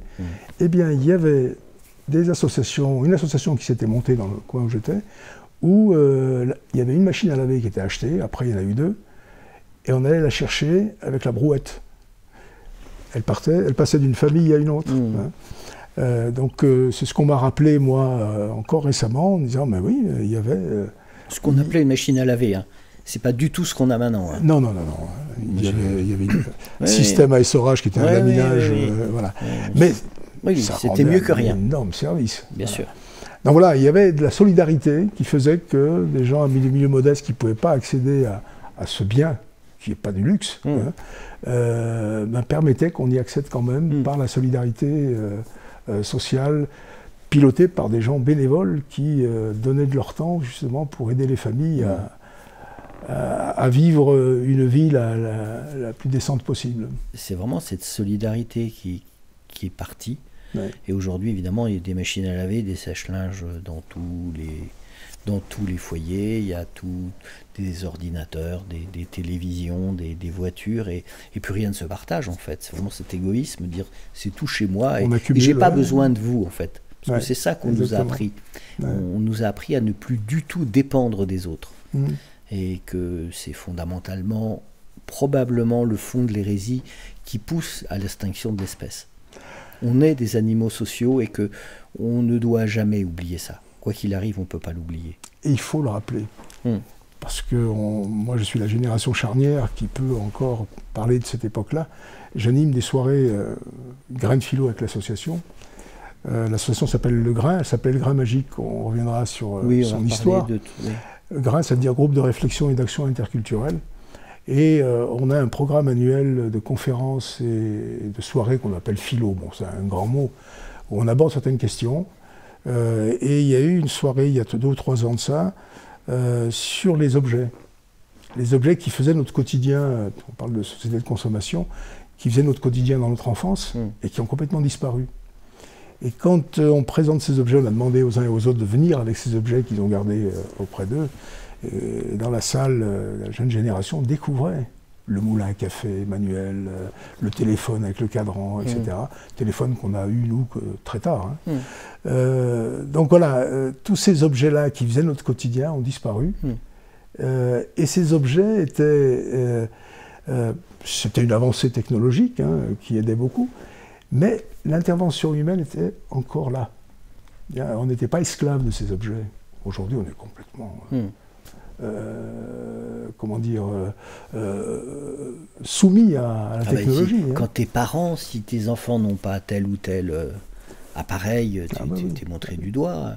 Je ne sais pas si tu connais ce témoignage d'Alain Damasio, qui a vécu à la Silicon Valley. Et comme évidemment c'est un très grand intellectuel européen, il est invité chez tous les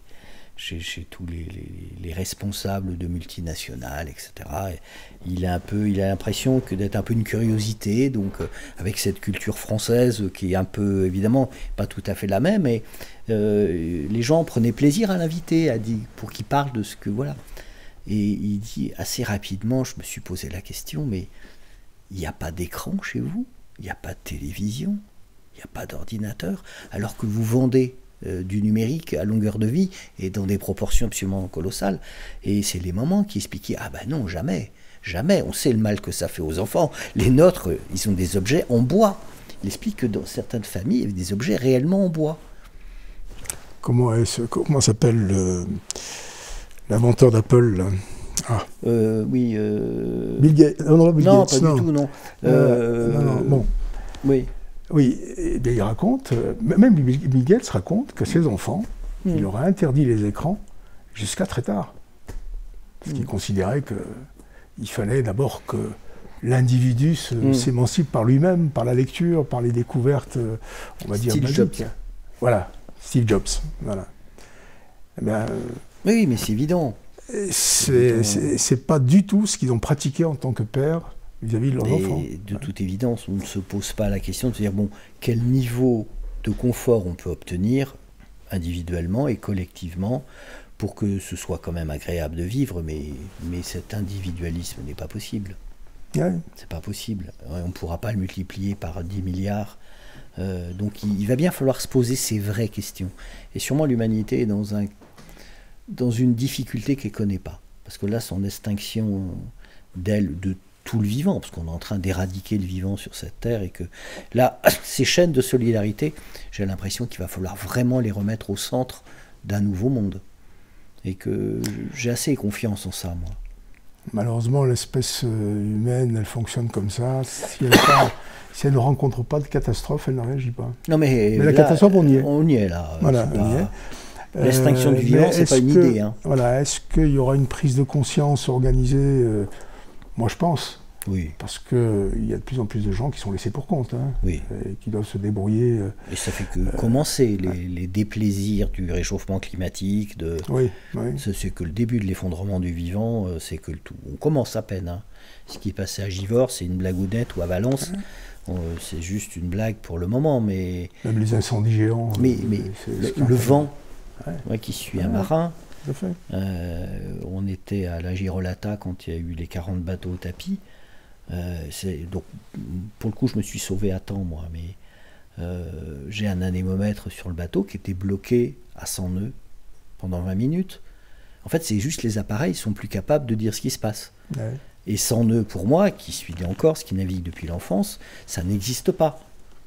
Je me souviens qu'un jour, une énorme tempête dans les Bouches de Bonifacio s'est montée à 93 nœuds. Je me rappelle, ça nous avait complètement effarés. Mais bon, maintenant, voilà, c'est tout à fait normal de passer des 100 nœuds. On voit bien que c'est en train de changer, et changer très vite. Les tempêtes sont féroces. On parle de Mayotte, par exemple, évidemment. Ce monde, là, est en train de basculer. Et oui, est-ce qu'on aura ce réflexe, ce vrai réflexe de partage, en fait, vraiment, de se dire, bon, là, on y est tous dedans, maintenant, il faut y aller. J'ai l'impression que les jeunes générations, quand même, comprennent bien ça. J'ai l'impression que, notamment, le net, enfin, il y a une quantité de chaînes, quantité d'expériences qui sont tentées, une quantité de gens incroyables dans ces générations récentes, donc, qui se posent vraiment des questions. La presse mainstream, je ne sais pas jusqu'où elle est si bien suivie que ça, et jusqu'où elle a un avenir. Elle fait beaucoup de mal.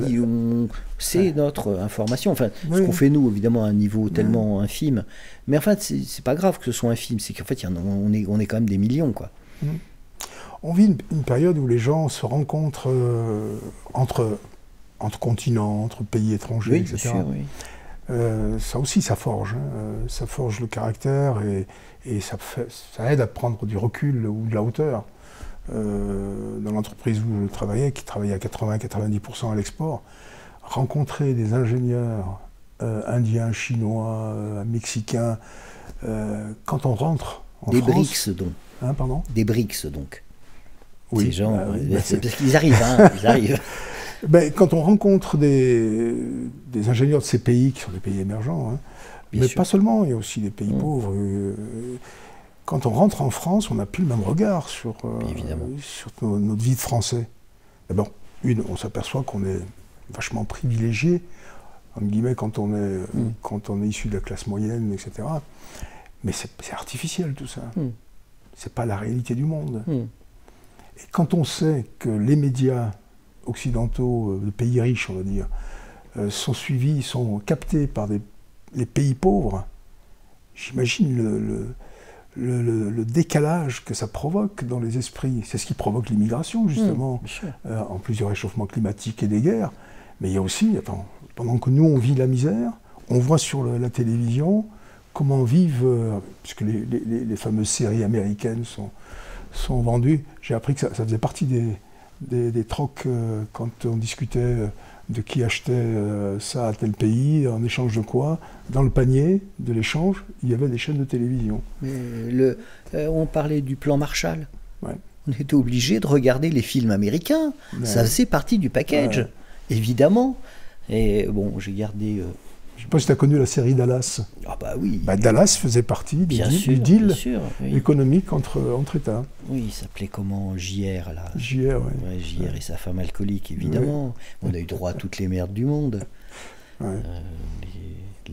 Mais ça forge une un regard sur le monde de la part de populations qui n'ont pas le minimum vital, mais qui voient comment vit le monde riche. Oui, et puis il y a un narratif. C'est aussi, je crois, beaucoup ça, c'est qu'il y a un narratif, c'est que c'est considéré comme un monde merveilleux, et c'est vendu comme tel aux enfants. Et j'ai l'impression que tout le monde... c'est le problème de l'homo sapiens, il est programmable. Et si on lui programme pour dire c'est ça, si tu réussis ta vie, tu vas réussir à faire ça, alors que si on lui disait réussir sa vie, c'est tout autre chose, je pense qu'il pourrait aimer tout autre chose et se projeter tout à fait autrement. Ouais. Mais voilà, on a la chance de... On entend souvent dire, mais tout le monde voudrait vivre comme nous. C'est pas si clair, je pense. C'est pas si clair que ça. Non. Il y a d'autres bonheurs, il y a d'autres... Je sais pas si Bach avait une machine à laver, mais c'est... On veut nous convaincre qu'il est matériel, le bonheur. Oui, c'est ça, oui. Mais on se fait piéger. Hein, oui, on se fait piéger, mais c'est évident. Ouais. Pour revenir à toi, quand même, parce que c'était comme le but de cet échange, dans ta vraie vie. Donc, tu nous as parlé du grain. Oui. Alors, parle-nous de ça. Alors, le grain est né en fin 81, début 82, arrivé de la gauche au pouvoir. Et avec les amis, je parlais d'amis on s'était rencontrés à l'université, qui avaient la même histoire que moi. On s'est retrouvés des affinités. On s'est dit, tiens, c'est pas possible, tout ce qu'on entend, le racisme, etc., on ne peut pas ne pas se battre avec d'autres sur ces questions-là.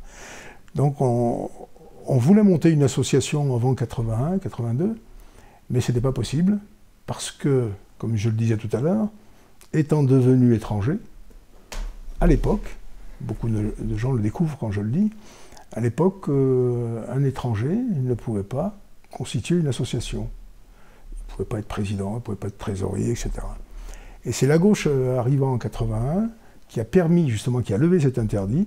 Et tout de suite, nous, qui étions nés avant 62, donc nés français mais devenus étrangers, on a constitué cette association qui s'appelait le Grain Magique au départ. Pourquoi Grain Magique? Grain, c'est un sigle, un groupe de réflexion et d'action interculturelle. Grain Magique parce que c'est un recueil de poésie d'une célèbre... C'est un conte kabyle. Un conte kabyle, d'une célèbre poétesse algérienne qui s'appelait Tao Samrouche. Et le groupe s'est constitué, l'association s'est constituée autour d'un groupe de musique berbère, kabyle, donc, qui s'appelait Iznagen. Et on se retrouvait dans les soirées comme ça, mais on avait aussi nos idées politiques, on avait aussi nos réactions à l'actualité, notre indignation sur les situations d'injustice. Et quand ça a été possible, on a rendu l'association un peu plus politique, au sens noble du terme. Et puis on s'est tout de suite lancé dans l'action contre la discrimination, pour l'accès au savoir, une association d'éducation populaire. Le Grain Magique est une association d'éducation populaire. Elle s'est appelée par la suite, dans les années 90, le Grain. Le magique est tombé. Peut-être que la réalité nous a imposé à retirer le mot magique. Mais donc, à l'époque, on s'est lancé tout de suite dans l'action politique. Beaucoup nous ont rejoints, de toute origine, de toute culture, de tout niveau social, parce que beaucoup sentaient le besoin de réagir et de s'organiser et de faire bouger les choses. Et en 83, un gros événement arrive, la marche pour l'égalité et contre le racisme. Le grain magique, à l'époque, qui était très conscient qu'il fallait faire quelque chose, s'est tout de suite mobilisé et a tout de suite rejoint cette initiative. Un petit rappel, des jeunes de la banlieue lyonnaise, notamment de Vénissieux, il y avait des confrontations avec les forces de l'ordre. La banlieue lyonnaise était, ce qu'on a connu aussi par la suite, était très mobilisée contre leurs conditions de vie de banlieue lyonnaise. Et puis il y a eu un événement qui a été la police a chargé des jeunes et a tiré sur un jeune, Toumi Jaija, qui a fini à l'hôpital avec une balle dans le ventre. Et puis il était sur son lit d'hôpital. Le père Christian Delorme, qui était un curé qu'on a appelé le curé des Minguettes. Bien sûr. Le pasteur Jean Costil, qui était très engagés dans la non-violence, sont allés voir le jeune en question, avaient déjà fait la grève de la faim, avaient déjà dénoncé un peu ce qui se passait dans les banlieues populaires. Et l'idée est née, je pense, dans la discussion entre Christian Delorme et Jean Costil et Toumi Jaija, qui était le nom du jeune qui avait pris la balle dans le ventre, qu'il fallait faire comprendre et connaître à la France entière quelle était la réalité et les conditions de vie de ces banlieues. Et à l'époque, on avait compté des dizaines de morts victimes des tontons flingueurs ou de la police ou autres. Donc il fallait faire prendre conscience à cette France de gauche, puisque la gauche avait gagné en 81, qu'il fallait faire bouger les lignes. Ces jeunes se donnent rendez-vous, ils étaient un peu plus d'une quinzaine, à Marseille, et c'est pas innocent. Le trajet Marseille-Paris, c'est un peu le trajet de l'immigration de nos parents. Et ils sont partis de La Cayolle, dans un quartier périphérique de Marseille, et puis ils sont partis à pied, en direction de Paris. Ça n'a pas pris. Pendant longtemps, les médias ne s'y intéressaient pas, les politiques ne s'y intéressaient pas. Beaucoup souhaitaient abandonner, certains ont arrêté d'ailleurs. Et nous, le grain magique, on a continué à y croire. Et on a mobilisé, on a rejoint ce groupe de marcheurs quand il est arrivé dans la région lyonnaise, à Feyzin, donc région lyonnaise, d'où était partie l'idée. Donc on a mobilisé deux autocars, d'autres sont descendus en voiture, et on était des centaines de Saint-Étienne à avoir renforcé le groupe de marcheurs. On est allé jusqu'à Place Bellecour à pied. Là, plus de 2000 personnes nous avaient rejoints. Donc il commençait à naître une prise de conscience. Donc on a continué à travailler, les marcheurs ont repris leur chemin. Quelques jeunes de la région stéphanoise ont rejoint les marcheurs et ont fait la marche permanente jusqu'à Paris. On en a deux de Firminy, une copine de Annonay, un autre de Vienne, et on rejoint les marcheurs et on continuait leur périple jusqu'à Paris. Et là, les médias commençaient, les médias étrangers se sont intéressés prioritairement à cette marche. Et puis il y a eu le fait divers dramatique qui est l'assassinat, c'est le mot, du jeune Habib Grimzi, qui s'est trouvé dans un train, qui a eu la malchance de rencontrer 3 apprentis légionnaires complètement alcoolisés. Il s'est fait insulter de tous les noms racistes. Et le jeune en question, il était d'Algérie, il n'était pas d'ici, il faisait un aller-retour en vacances. Et le contrôleur de la SNCF l'a extrait des mains de ces 3 légionnaires pour l'isoler dans un compartiment du train. Finalement, les 3 l'ont retrouvé, ont continué à le battre, et puis l'ont défenestré de la fenêtre du train en marche. Donc le jeune est mort, bien sûr, et là ça a ému la France entière. Il y a eu une prise de conscience que quelque chose se passait et qu'il fallait arrêter. Les politiques se sont intéressés aux marcheurs. Il y a eu un film d'ailleurs qui est sorti de Roger Hanin qui s'appelle Train d'enfer. Et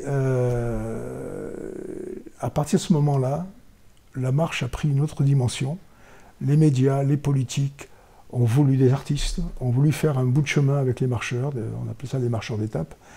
Et arrivé à Paris, pour nous, il y avait 200 000 personnes, mais bon, ça a été retenu 100 000 personnes.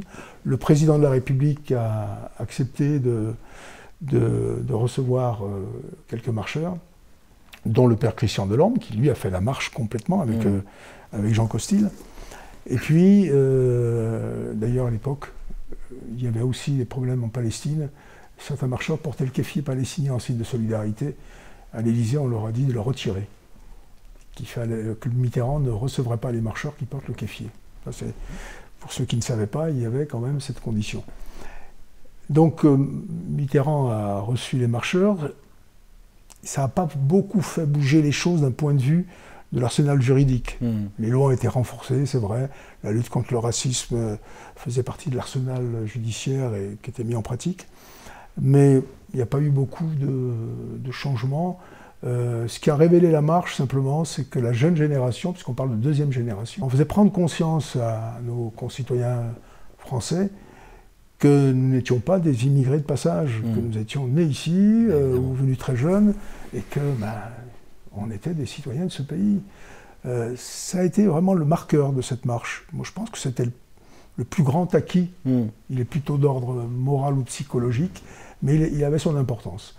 Depuis, nous, on a essayé, au Grain Magique, à Paris, j'ai oublié de dire qu'on a mobilisé encore plus. On a monté 12 autocars à Paris, plein, à craquer. Saint-Étienne était en nombre. Hein. Et puis là, on a dit, il faut continuer, il ne faut pas laisser retomber l'affaire. Donc on a essayé de constituer une prise de conscience nationale pérenne, donc une prise de conscience politique. Et puis c'est à partir de ce moment-là qu'on s'est engagé en politique, justement, pour que ces questions-là soient portées de manière à être dans les exécutifs locaux ou nationaux. Et on a été présent dans les élections municipales. Quand on voyait les listes électorales qui étaient présentées aux élections municipales et qu'il n'y avait aucun candidat issu de ces populations, on s'est dit c'est pas possible que notre démocratie se passe complètement d'une partie de sa population. Bien sûr. Donc on a menacé de se présenter, mais avec des listes ouvertes, bien sûr. Hein, il n'est pas question de faire de l'enfermement identitaire. Et on a réussi à se présenter en 1989 à l'occasion du bicentenaire de la Révolution, 1989. On a remis au goût du jour les cahiers de doléances. On a interpellé les partis politiques en leur disant « Vous avez une population, là, elle sert plus d'exutoire pour les élections. Hein, on est la délinquance bronzée, etc. » Et alors que c'est une population qui vit sa vie, qui apporte économiquement, culturellement, etc. Il n'y a pas eu beaucoup de retours. On a eu quelques retours de listes de gauche qui ont dit mais oui, mais on représente bien vos idées. Oui, d'accord, mais il faudrait aussi que les acteurs soient issus de ces populations. Et puis on s'est présenté. Au départ, c'était un bluff. On y est allé. On a fait 1,84%. Mais on a marqué le coup. Et les élections qui ont suivi, ça a été pris en compte. Moi, j'ai été candidat au nom du Grain Magique sur une liste ouverte, société civile, avec des dissidents de gauche et des dissidents de droite qui voulaient aussi faire bouger les choses, qui s'appelait l'Entente pour Saint-Étienne, dirigée par Laforie à l'époque. Et puis on a fait un score qui était assez important, enfin avec des partis politiques de gauche qui se sont retrouvés au deuxième tour. Hein. Et ensuite, il y a eu d'autres élections cantonales, des élections régionales, des élections européennes. On a des candidats qu'on a soutenus, notamment deux stéphanoises qui ont été élues, dont une a été vice-présidente du conseil régional de Lyon, enfin de Rhône-Alpes. Donc on a continué à se battre. Le déclencheur, ça a été la marche pour l'égalité, même si on avait une prise de conscience avant. Et puis donc on est allé jusqu'au bout. Et puis aujourd'hui, ça marche dans les régions industrielles, là où il y a beaucoup de populations issues de différentes immigrations. Les listes électorales, sauf à l'extrême droite, sont assez représentatives de la population. Donc on pense, nous, avoir été les précurseurs de cette question-là. Dans d'autres endroits de France, ça s'est passé de la même façon. Donc voilà. Et le Grain donc s'est engagé politiquement, mais pour nous, ce n'était pas de la politique politicienne. C'était simplement de la prise de conscience que la démocratie, elle est faite pour toute la population, même celle qui n'a pas la nationalité. Bien sûr. Donc ça a été le grand combat des années 90, on va dire, 2000. Ensuite, on s'est beaucoup intéressé à la mémoire. Hein, on en parlait tout à l'heure avec la mémoire de la guerre 39-45, la mémoire ouvrière. On fête les 80 ans de la libération de la France. On a voulu absolument être présent pour rappeler que la libération de la France, elle est faite aussi par des gens qui venaient d'ailleurs. L'exposition s'appelle « Ces résistants oubliés » et le film du débarquement de Provence s'appelle « Mémoire de soldats oubliés ». On a été labellisé, donc on a reconnu le travail du Grain sur ce travail de mémoire, et maintenant ce travail-là circule, hein, et on a besoin de faire comprendre à la population entière que quand la patrie est en danger, je le disais tout à l'heure, sa population, elle s'est mobilisée pour la défendre, parce que le danger était supérieur à toutes les injustices au quotidien. Et il est important que cette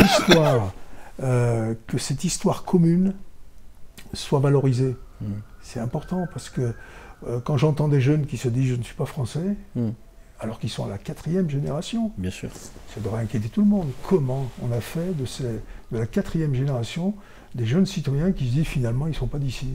Ils ne sont pas là du pays de leurs parents ou de leurs arrière-grands-parents non plus. Ils ne savent pas non plus. Donc c'est un vrai problème. C'est même, je dirais, un danger, hein, que la société ait pu produire ce genre de réaction. Manuel Bompard nous rêverait d'une France non alignée. C'est-à-dire qu'il se détacherait du bloc états-unien de l'OTAN pour dire on est non aligné. De toute façon, l'avenir probable de l'Europe, c'est quand même d'aller chercher ce qu'on appelle le Sud, en fait, tous ces pays du Sud, et de commencer à tisser des liens avec des populations qu'on connaît peut-être mal, qu'on exploite évidemment au-delà de ce qui est raisonnable aujourd'hui pour avoir notre niveau de vie, il faut vraiment être conscient de ça, et que je me dis que quelque chose du Grain dont tu parles, de la mémoire de ton père, de toutes ces populations qui finalement véhiculent aussi des affects qui ne sont pas ceux du néolibéralisme et de ce qu'est la France aujourd'hui, ou de ce qu'elle voudrait être du moins. C'est peut-être justement ces populations qui vont nous aider à retisser des liens avec l'Afrique en général, avec le Moyen-Orient, parce qu'ils se comprennent, parce qu'ils savent que c'est plus compliqué que simplement essayer de fabriquer du niveau de vie. C'est pas comme ça qu'on va s'en sortir. Et je me dis qu'il y a certainement un message, c'est ce qui me plaît dans ce que tu tentes de faire passer, et dans ce que tes amis, et puis énormément d'autres associations et médias tentent de faire passer, c'est que peut-être qu'il va falloir pour redevenir plus solidaire, juste pour survivre, parce que la survie est en jeu, j'ai l'impression que tu portes quelque chose qui a peut-être plus d'avenir que cette espèce de ce que nous propose justement l'Alliance Atlantique, l'ONU, enfin tout. Il y a quelque chose à comprendre, il y a quelque chose à mettre en place, et que vous avez peut-être pu paraître un peu has-been dans cette espèce de monde néolibéral qui voulait tout réinventer, et que aujourd'hui je me dis vous êtes peut-être quand même vraiment crédible, enfin porteur d'un espoir dont il faut tenir compte en fait. Ce que tu dis est tellement vrai que des politiques qui nous ont connus à l'époque où on se battait sur ces questions et où on n'était pas entendus nous disent mais pourquoi est-ce qu'il n'y a pas plus d'associations comme la vôtre? Moi je leur rappelle que lorsqu'on était actifs, vous nous avez ignorés. Vous avez considéré qu'on était des espèces de gauchistes ou des trublions, alors qu'aujourd'hui, c'est maintenant qu'on a besoin de ce type de mobilisation. Et maintenant que vous voudriez que des associations comme les nôtres existent, ben peut-être vous avez provoqué le fait que ça n'existe plus. Bon, je reste quand même, encore une fois, optimiste, et je pense qu'il se passe des choses auprès d'une certaine jeunesse. Hein. La jeunesse s'engage, notamment sur la montée du péril d'extrême droite. Et il y a une mobilisation d'une jeunesse qui rassure. Je pense que c'est important qu'il y ait ce rapport de force qui s'installe, parce que le danger est là. Mais le danger écologique, il est d'extrême droite, il est d'extrême droite, il est partout, et on continue de s'acharner en disant non, non, mais c'est ça le cap à suivre. Enfin, on voit bien que c'est pas tenable, et qu'à un moment donné, il va falloir qu'on invente autre chose. Et si on s'envole pas, il y a une tempête là qui se lève. Mais j'ai l'impression qu'effectivement, il faut se réinventer une histoire. Un devenir, et qu'il sera forcément plus solidaire. Il va forcément falloir le construire avec ces populations qu'on pille aujourd'hui. C'est juste ça en fait. D'ailleurs, on se fait virer d'Afrique, on se fait virer de partout. Parce que... Mais l'Afrique est en train de se rebeller. Mais comment ne pas se rebeller? C'est tellement immonde. Ah oui, quand on sait au Gabon, ce que c'est que la vie des enfants qui creusent dans les mines, enfin, c'est pas possible de continuer à vivre comme ça. Ce qu'on est devenu est tellement indécent que l'humanité va nous arrêter. Enfin, il y a des gens qui vont dire on ne peut plus continuer comme ça. Et c'est pour ça que je crois effectivement que des gens qui portent des doubles cultures, des doubles histoires, qui sont quelque chose et qui sont autre chose en même temps, et qui ont pris l'habitude de composer avec tout ça, ils peuvent vraiment nous aider à comprendre. Tu parlais tout à l'heure de pays non alignés. Des allusions à Bompard. On a vécu cette période de manière quasiment officielle, le gaullisme. Oui, bien sûr, on pense qu'on veut, mais De Gaulle a refusé de s'aligner sur les deux blocs. Et à l'époque, on disait que si tu t'alignes pas, c'est que tu t'alignes sur l'Union soviétique. Oui, mais oui. On l'a soupçonné d'être un crypto-communiste d'ailleurs pendant un temps. Cette France-là a existé. Elle est un peu représentée par Villepin aujourd'hui. Oui, carrément. Cette France-là a existé, et elle ne demande qu'à réexister, parce que beaucoup, au-delà des clivages politiques, beaucoup souhaiteraient que la France se distingue. Et notamment les pays du Sud. À cette époque-là, quand il y avait des crises, ne serait-ce qu'avec la guerre du Golfe, on a vu les pays du Sud se solidariser de la France, par rapport à sa position, par rapport aux États-Unis. Donc ce rôle de la France, qui s'est perdu, qui s'est complètement aligné maintenant, c'est, je pense, une urgence aujourd'hui de faire renaître cette France-là. Et l'intérêt de la France, justement, compte tenu de sa position géographique et de son histoire commune, beaucoup de choses à dire sur cette histoire commune, la colonisation, c'était quand même... effroyable. Voilà. Mais il n'empêche qu'il y a des liens culturels qui se sont forgés. Oui, puis on a Hugo, on a des gens qui... Oui, et puis il y a des gens en France qui ont été extraordinaires sur ces questions-là. Donc la France rate le coche, là. C'est Chevènement qui disait, mais moi, on m'oblige à être dans une Europe, c'est un souverainiste, il est toujours en vie, je peux dire, je ne peux pas utiliser l'imparfait.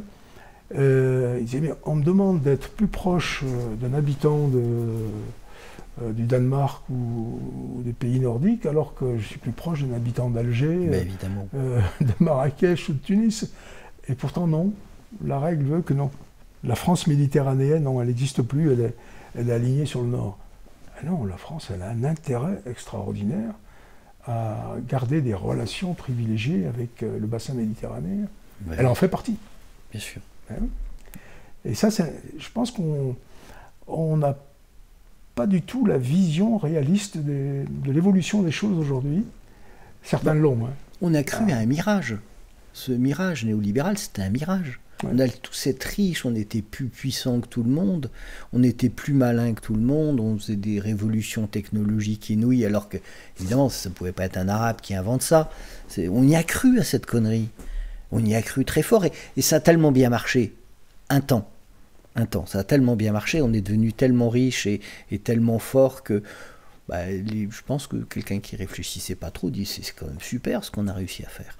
Bon, évidemment, on se rend compte que tout s'effondre, que la vie s'effondre, que c'est fini, qu'on appartient à une alliance. Il faudrait s'associer avec Trump maintenant pour continuer d'exister. Enfin, ça n'a pas de sens. On voit bien que la bêtise est partout et que l'effondrement est imminent. Et d'ailleurs, on se cabre de plus en plus.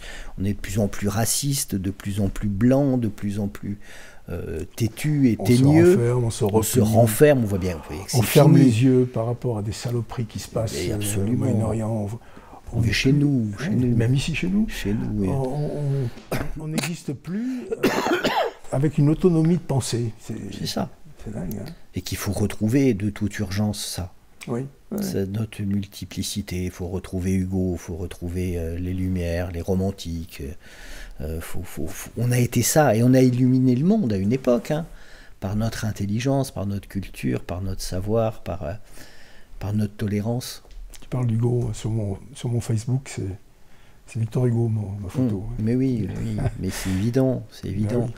Et même s'il y a eu deux Victor Hugo. Hein. Il y a eu le Victor Hugo de la Commune est terrifiant. Il en veut aux pauvres, après avoir détruit la capitale, de continuer de la tuer avec le typhus. Il parlait des tas de cadavres. Hein. Enfin, il a été monstrueux. Mais il ne savait pas, en fait. Non. Il ne savait pas. Mais il y a des gens comme ça. Il y a des gens comme ça. Et c'est ça qui donne espoir. C'est qu'on a beau les enfermer dans leur enfance, dans un système de valeurs, dans un ethos comme ça, et parce qu'ils sont plus empathiques que d'autres, parce qu'ils sont plus capables de comprendre que d'autres, se disent non mais en fait ce qu'on m'a mis dans la tête c'est des conneries en fait, il faut pas croire à ça, c'était pas vrai. Et c'est là que c'est rassurant l'humanité. Et j'ai l'impression que oui, cette France a été capable de comprendre beaucoup de choses, a été capable de beaucoup faire avancer l'humanité longtemps, et que là je sais pas pourquoi elle s'acharne à être pauvre, à être laide, à être médiocre et à accepter d'être vassalisé. De toute façon, qu'est-ce qu'on peut lutter? On est tellement petit que de toute façon on n'existera pas dans un monde néolibéral. Évidemment, contre les États-Unis et la Chine, on n'est rien, sauf si on est un bijou, sauf si on a des cerveaux, sauf si on... Et l'Europe a été quand même l'hypercentre du monde à une époque, et c'était quand même par son intelligence, par sa culture, par son humanisme, et que ce serait quand même bien qu'elle s'en rappelle. Puis on a commencé l'échange en parlant de République. Mettons de côté l'aspect hypocrite, un peu comme la laïcité, on pourrait en dire un mot aussi. Moi je suis un laïc profondément. Hein. Ben oui. Mais la laïcité identitaire telle qu'on l'a vue aujourd'hui, c'est insupportable. Oui. Mais la République a permis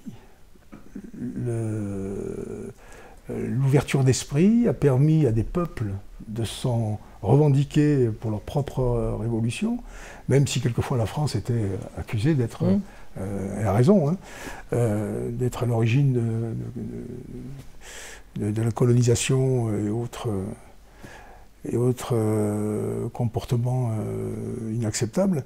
Il n'empêche que la France a été un phare pour le monde, hein, d'un point de vue culturel, d'un point de vue de ses auteurs, de ses révolutionnaires. C'est cette France-là qui est ma France, moi, hein, comme le chante Ferrat. Cette France-là, elle a besoin d'être réactualisée, d'être là. Elle existe toujours. Elle existe toujours. C'est pas cette France rabougrie qui veut se revendiquer d'une histoire qui ne correspond plus du tout à la réalité. Oui, c'est... Quand tu lis les textes de Jaurès sur le travail et la dignité au travail, et un Sarkozy qui dit travailler plus pour gagner plus, on se dit on n'est pas dans le bon sens là, on n'y est pas là, il va quand même falloir travailler un peu plus que ça, il va falloir se réinvestir, se passer cette histoire et se demander ce qu'on pourrait apporter au monde, aux autres, de tout ce qu'on a été, et c'est clair qu'on n'y est pas. Quand on voit comment est traité dans l'histoire, ou même dans les discours, quand on en parle, la Révolution française, la Commune, les grandes avancées sociales, on a l'impression que c'est une maladie honteuse pour certains.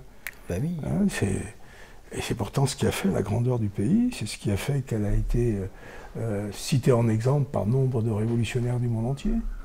Et cette France-là, moi, c'est ma France. J'ai besoin de la faire connaître, de la défendre. Cette France qui veut s'identifier à une réalité qui n'existe plus, non, malheureusement. Elle court après une idéologie qui la méprise en plus, je trouve. La France est méprisée aujourd'hui. Elle est minuscule, et elle essaye de donner le change à des forces absolument vertigineuses qui l'écrabouillent, alors que voilà, il suffirait qu'elle soit elle, en fait, dans ce qu'elle a été longtemps. Et je suis convaincu que le bon chemin, c'est celui-ci. C'est pour ça que tu es là, c'est pour ça que je te remercie pour le grain, pour ton histoire. On remercie aussi ton père au passage, enfin, parce que tu parles souvent de lui, et qu'il y a sûrement quelque chose de cet acharnement qu'il a eu à faire de ses 12 enfants des gens cultivés. C'est une version de la méritocratie qui n'est pas celle de Vauquier, mais à laquelle il va falloir réfléchir, je crois. Il va falloir se poser des questions et se demander... il y a quand même eu quelque chose qui nous a poussés vers plus grand et mieux, et que, voilà, il va falloir y revenir Quand sûrement. je pense à mes parents, à nos parents, qui ont dû se déplacer, quitter un pays pour aller dans un autre, sans connaître la langue. C'est insensé, bien sûr. Le climat, n'en parlons pas. Vivre dans des conditions de misère, faut voir les logements qu'ont occupés nos parents. Je dis, mais comment c'est possible, ça? Comment c'est possible de quitter les siens? Cette dimension, on ne l'a pas en tête. Des gens ne quittent pas leur pays par plaisir. Ça, il y a du boulot là-dessus. Ah oui. Mon père nous a élevés dans le mythe du retour. On considérait qu'une fois l'orage passé, on allait retourner. Mais non, tu fais des enfants qui naissent dans un endroit. Oui, bien sûr. Voilà. Mais je suis admiratif parce que je sais que je ne serais pas capable de le faire, malgré le fait que je parle anglais, je connais un peu le monde tel qu'il est, etc. C'est inimaginable pour moi de quitter l'endroit où je vis depuis des décennies pour aller dans un autre endroit complètement étranger à ma façon d'être, à ma langue, à mon climat, etc. Et bien eux l'ont fait. Et quand je pense à mon père, comme d'autres aussi l'ont fait en période difficile, où il a fallu prendre l'uniforme et aller se battre contre les ennemis du pays dans lequel il venait d'arriver, c'est incompréhensible. Ça veut dire que la misère dans laquelle il vivait dans le pays d'origine était beaucoup plus forte que tout. Et que ça ne pouvait qu'aller mieux de partir. Et que ce message est si essentiel aujourd'hui, quand on voit avec quel mépris un Macron se permet de supprimer le drapeau d'un bateau de sauvetage des migrants, en sachant que, je me rappelle, juste à l'époque où ça se passe, il y a des jours de tempête, et les ONG disaient, là aujourd'hui c'est au moins 80 morts noyés, des femmes et des enfants, etc. Et ça ne gêne plus personne. Les gens se noient comme si ce n'étaient pas des gens, en fait. Et qu'à un moment donné, il va falloir redevenir ce qu'on a été. On a été des humanistes, on a été des gens sensibles, des gens intelligents, et qu'on s'acharne à devenir bête, à être pragmatique, à n'être plus rien, en fait. Et je crois qu'on n'est plus rien. Une chose qui a disparu, elle existe encore, mais elle est moins mise en évidence, c'est le monde intellectuel. Les années 70-80, après la guerre, on va dire, pour faire court, il y avait quand même une dynamique intellectuelle, un pouvoir d'indignation, les artistes se mobilisaient, etc. Aujourd'hui, heureusement, là j'utiliserai heureusement que dans ce cadre-là, on a Internet. On a Internet et heureusement, là, on a des échanges, on a de la richesse, on a des journaux alternatifs, etc. Mais les intellectuels n'existent plus. Mais il y avait même la notion d'intellectuel. Il y a François Sureau, je ne sais pas si tu vois qui c'est, je vois. Qui parle de... Alors, lui, il adore lire les comptes rendus de l'Assemblée nationale. C'est une de ses passions. Il explique qu'entre deux guerres, à l'Assemblée nationale, les députés qui s'étripaient pour des tas de raisons, qui s'envoyaient des courriers pour manifester leur désaccord les uns les autres, ils écrivaient dans la langue des dieux, avec des références historiques vertigineuses, avec une culture incroyable. Il dit, mais regardez ce qui aujourd'hui sort de l'Assemblée nationale. Vous avez peur, ils ne savent pas écrire, ils ne savent pas penser, c'est rien. Enfin, c'est pas des députés, c'est plus rien du tout. Et je ne sais pas pourquoi on s'acharne à vider ce pays de ce qu'il a été, de ce qu'il est encore probablement.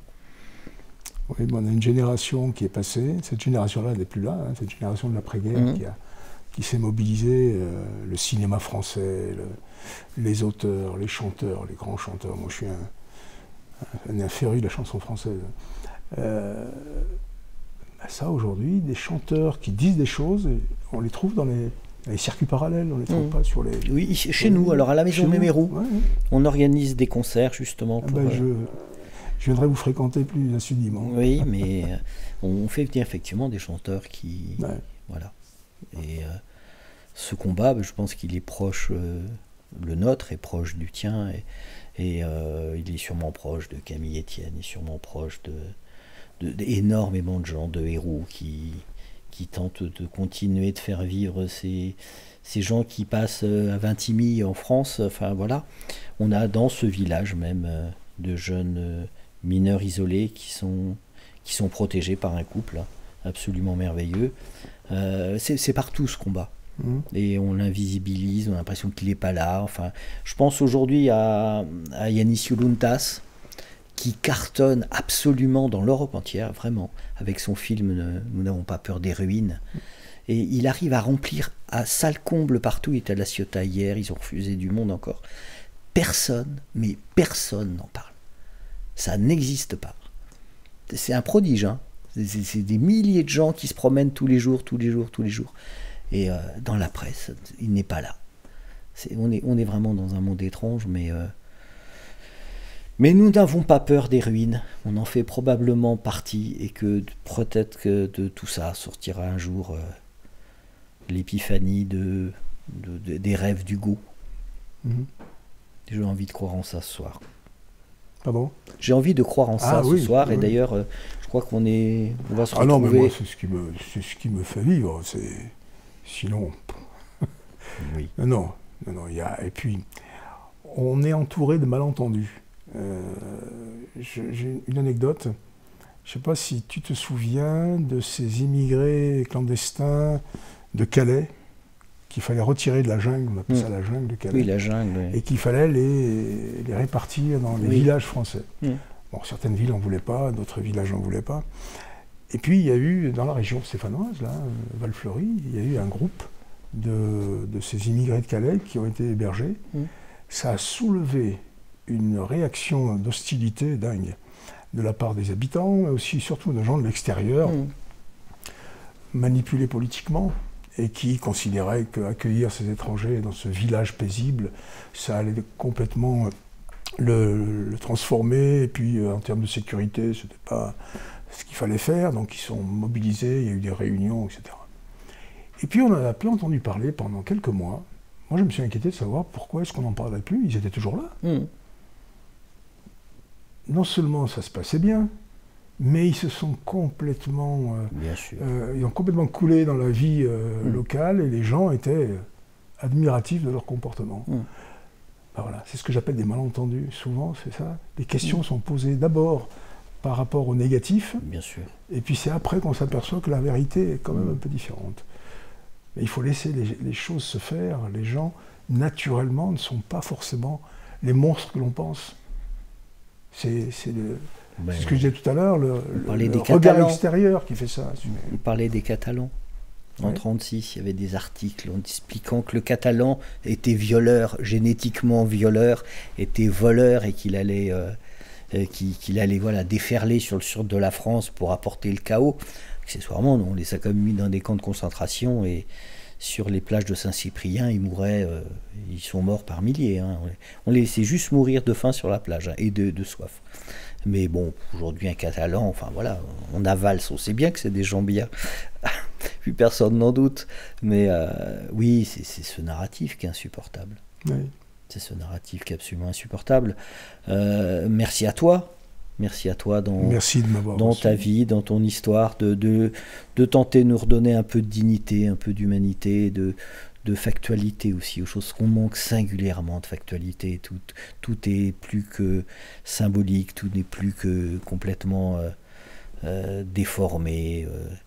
Je ne sais pas comment on peut dire ce monde. Tout est faux, j'ai l'impression, et qu'il faut y remettre un peu de vérité. Merci à toi de m'avoir reçu. Merci aussi de faire connaître ces parcours-là, parce qu'ils sont nombreux. Et malheureusement, On ne leur tend pas les micros. Je te l'ai dit en off et je te le redis là plus officiellement, puisque ce sera sur le net. On va te donner le micro et les caméras pour que tu nous parles justement de façon peut-être un peu régulière de ces populations. J'aimerais parler de laïcité, justement, parce que j'interviens dans les écoles pour parler de laïcité. Et c'est important qu'on démystifie ce mot qui a été complètement détourné.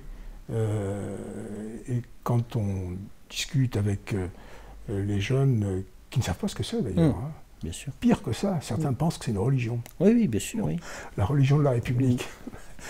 Mais la laïcité, c'est une loi de liberté, c'est quelque chose d'extraordinaire. Et ben, quand on sait comment c'est instrumentalisé aujourd'hui, Aristide Briand doit se retourner dans sa tombe, mais c'est fou. Tout est oui, on tord tout. On tord tout, ouais. C'est vraiment ça l'idée de la presse mainstream. Aujourd'hui, c'est plus des journalistes, c'est des influenceurs. Et il s'agit aujourd'hui, moi-même, je suis potentiellement antisémite. Alors qu'évidemment, c'est impensable dans ma culture, c'est impensable dans tout ce que je porte, mais je remets en cause quand même, évidemment, les territoires occupés. Et en ça, je suis antisémite. Quel rapport? Mais il n'y a aucun rapport. C'est de la bêtise pure. Mais volontairement, l'ambiguïté est entretenue. Volontairement, c'est un... Ah mais moi sur Facebook j'ai eu ce genre de réaction. Ah oui, bien sûr, oui. Moi aussi, bien sûr. La réalité de l'histoire palestinienne. Heureusement, en Israël même, il y a beaucoup d'Israéliens de confession juive, je suppose, mais c'est pas mon souci. Moi non plus. Qui se mobilisent, qui se battent depuis des années. Donc arrêtons avec cet enfermement. Et pourquoi on ne peut pas lutter contre ces dominants, ces dominances? C'est ça qui pour moi reste vraiment un vrai mystère. Évidemment que tous les Israéliens ne rêvent pas de détruire la Palestine, c'est évident. Mais pourquoi on a le même problème chez nous? Assez peu de gens arrivent à tenir le haut du pavé et nous contraindre tout le temps. Pourquoi est-ce qu'on veut mettre de la religion partout? Même en France, on vit des choses comme ça. À chaque fois que quelqu'un s'exprime, on veut savoir de quelle confession il est, de quelle histoire. Non, tu as l'individu qui est là, qui dit ce qu'il pense, et puis c'est tout. Ça n'engage que l'individu, sa conviction religieuse, c'est pas mon affaire. Là aussi, on a beaucoup perdu sur cette question. C'est évident. Brahim, à bientôt. Merci. À bientôt, je ne sais pas où ni comment, enfin déjà ce soir, puisque je crois qu'on va se retrouver bientôt dans quelques heures. On se déplace pour aller voir un compagnon de route quand même. Un homme un peu hors du commun à qui on doit beaucoup, beaucoup, beaucoup. Et donc c'est Louis Plenel, et donc voilà. Il est au Méliès ce soir, le Méliès qui est aussi une autre aventure extraordinaire, et que c'est plein à craquer. Je sais qu'on ne sait même pas si tout le monde pourra rentrer, tant ce rendez-vous est important pour les Stéphanois et probablement pour l'humanité à augmenter. Surtout quand on sait de quel sujet il va être question. On a fait une guerre. Mais je sais derrière, on a complètement déstabilisé un pays et toute la bande sahélienne. C'est immonde. Mais on l'évoquera sûrement ce soir. Merci à toi. Et merci. À bientôt.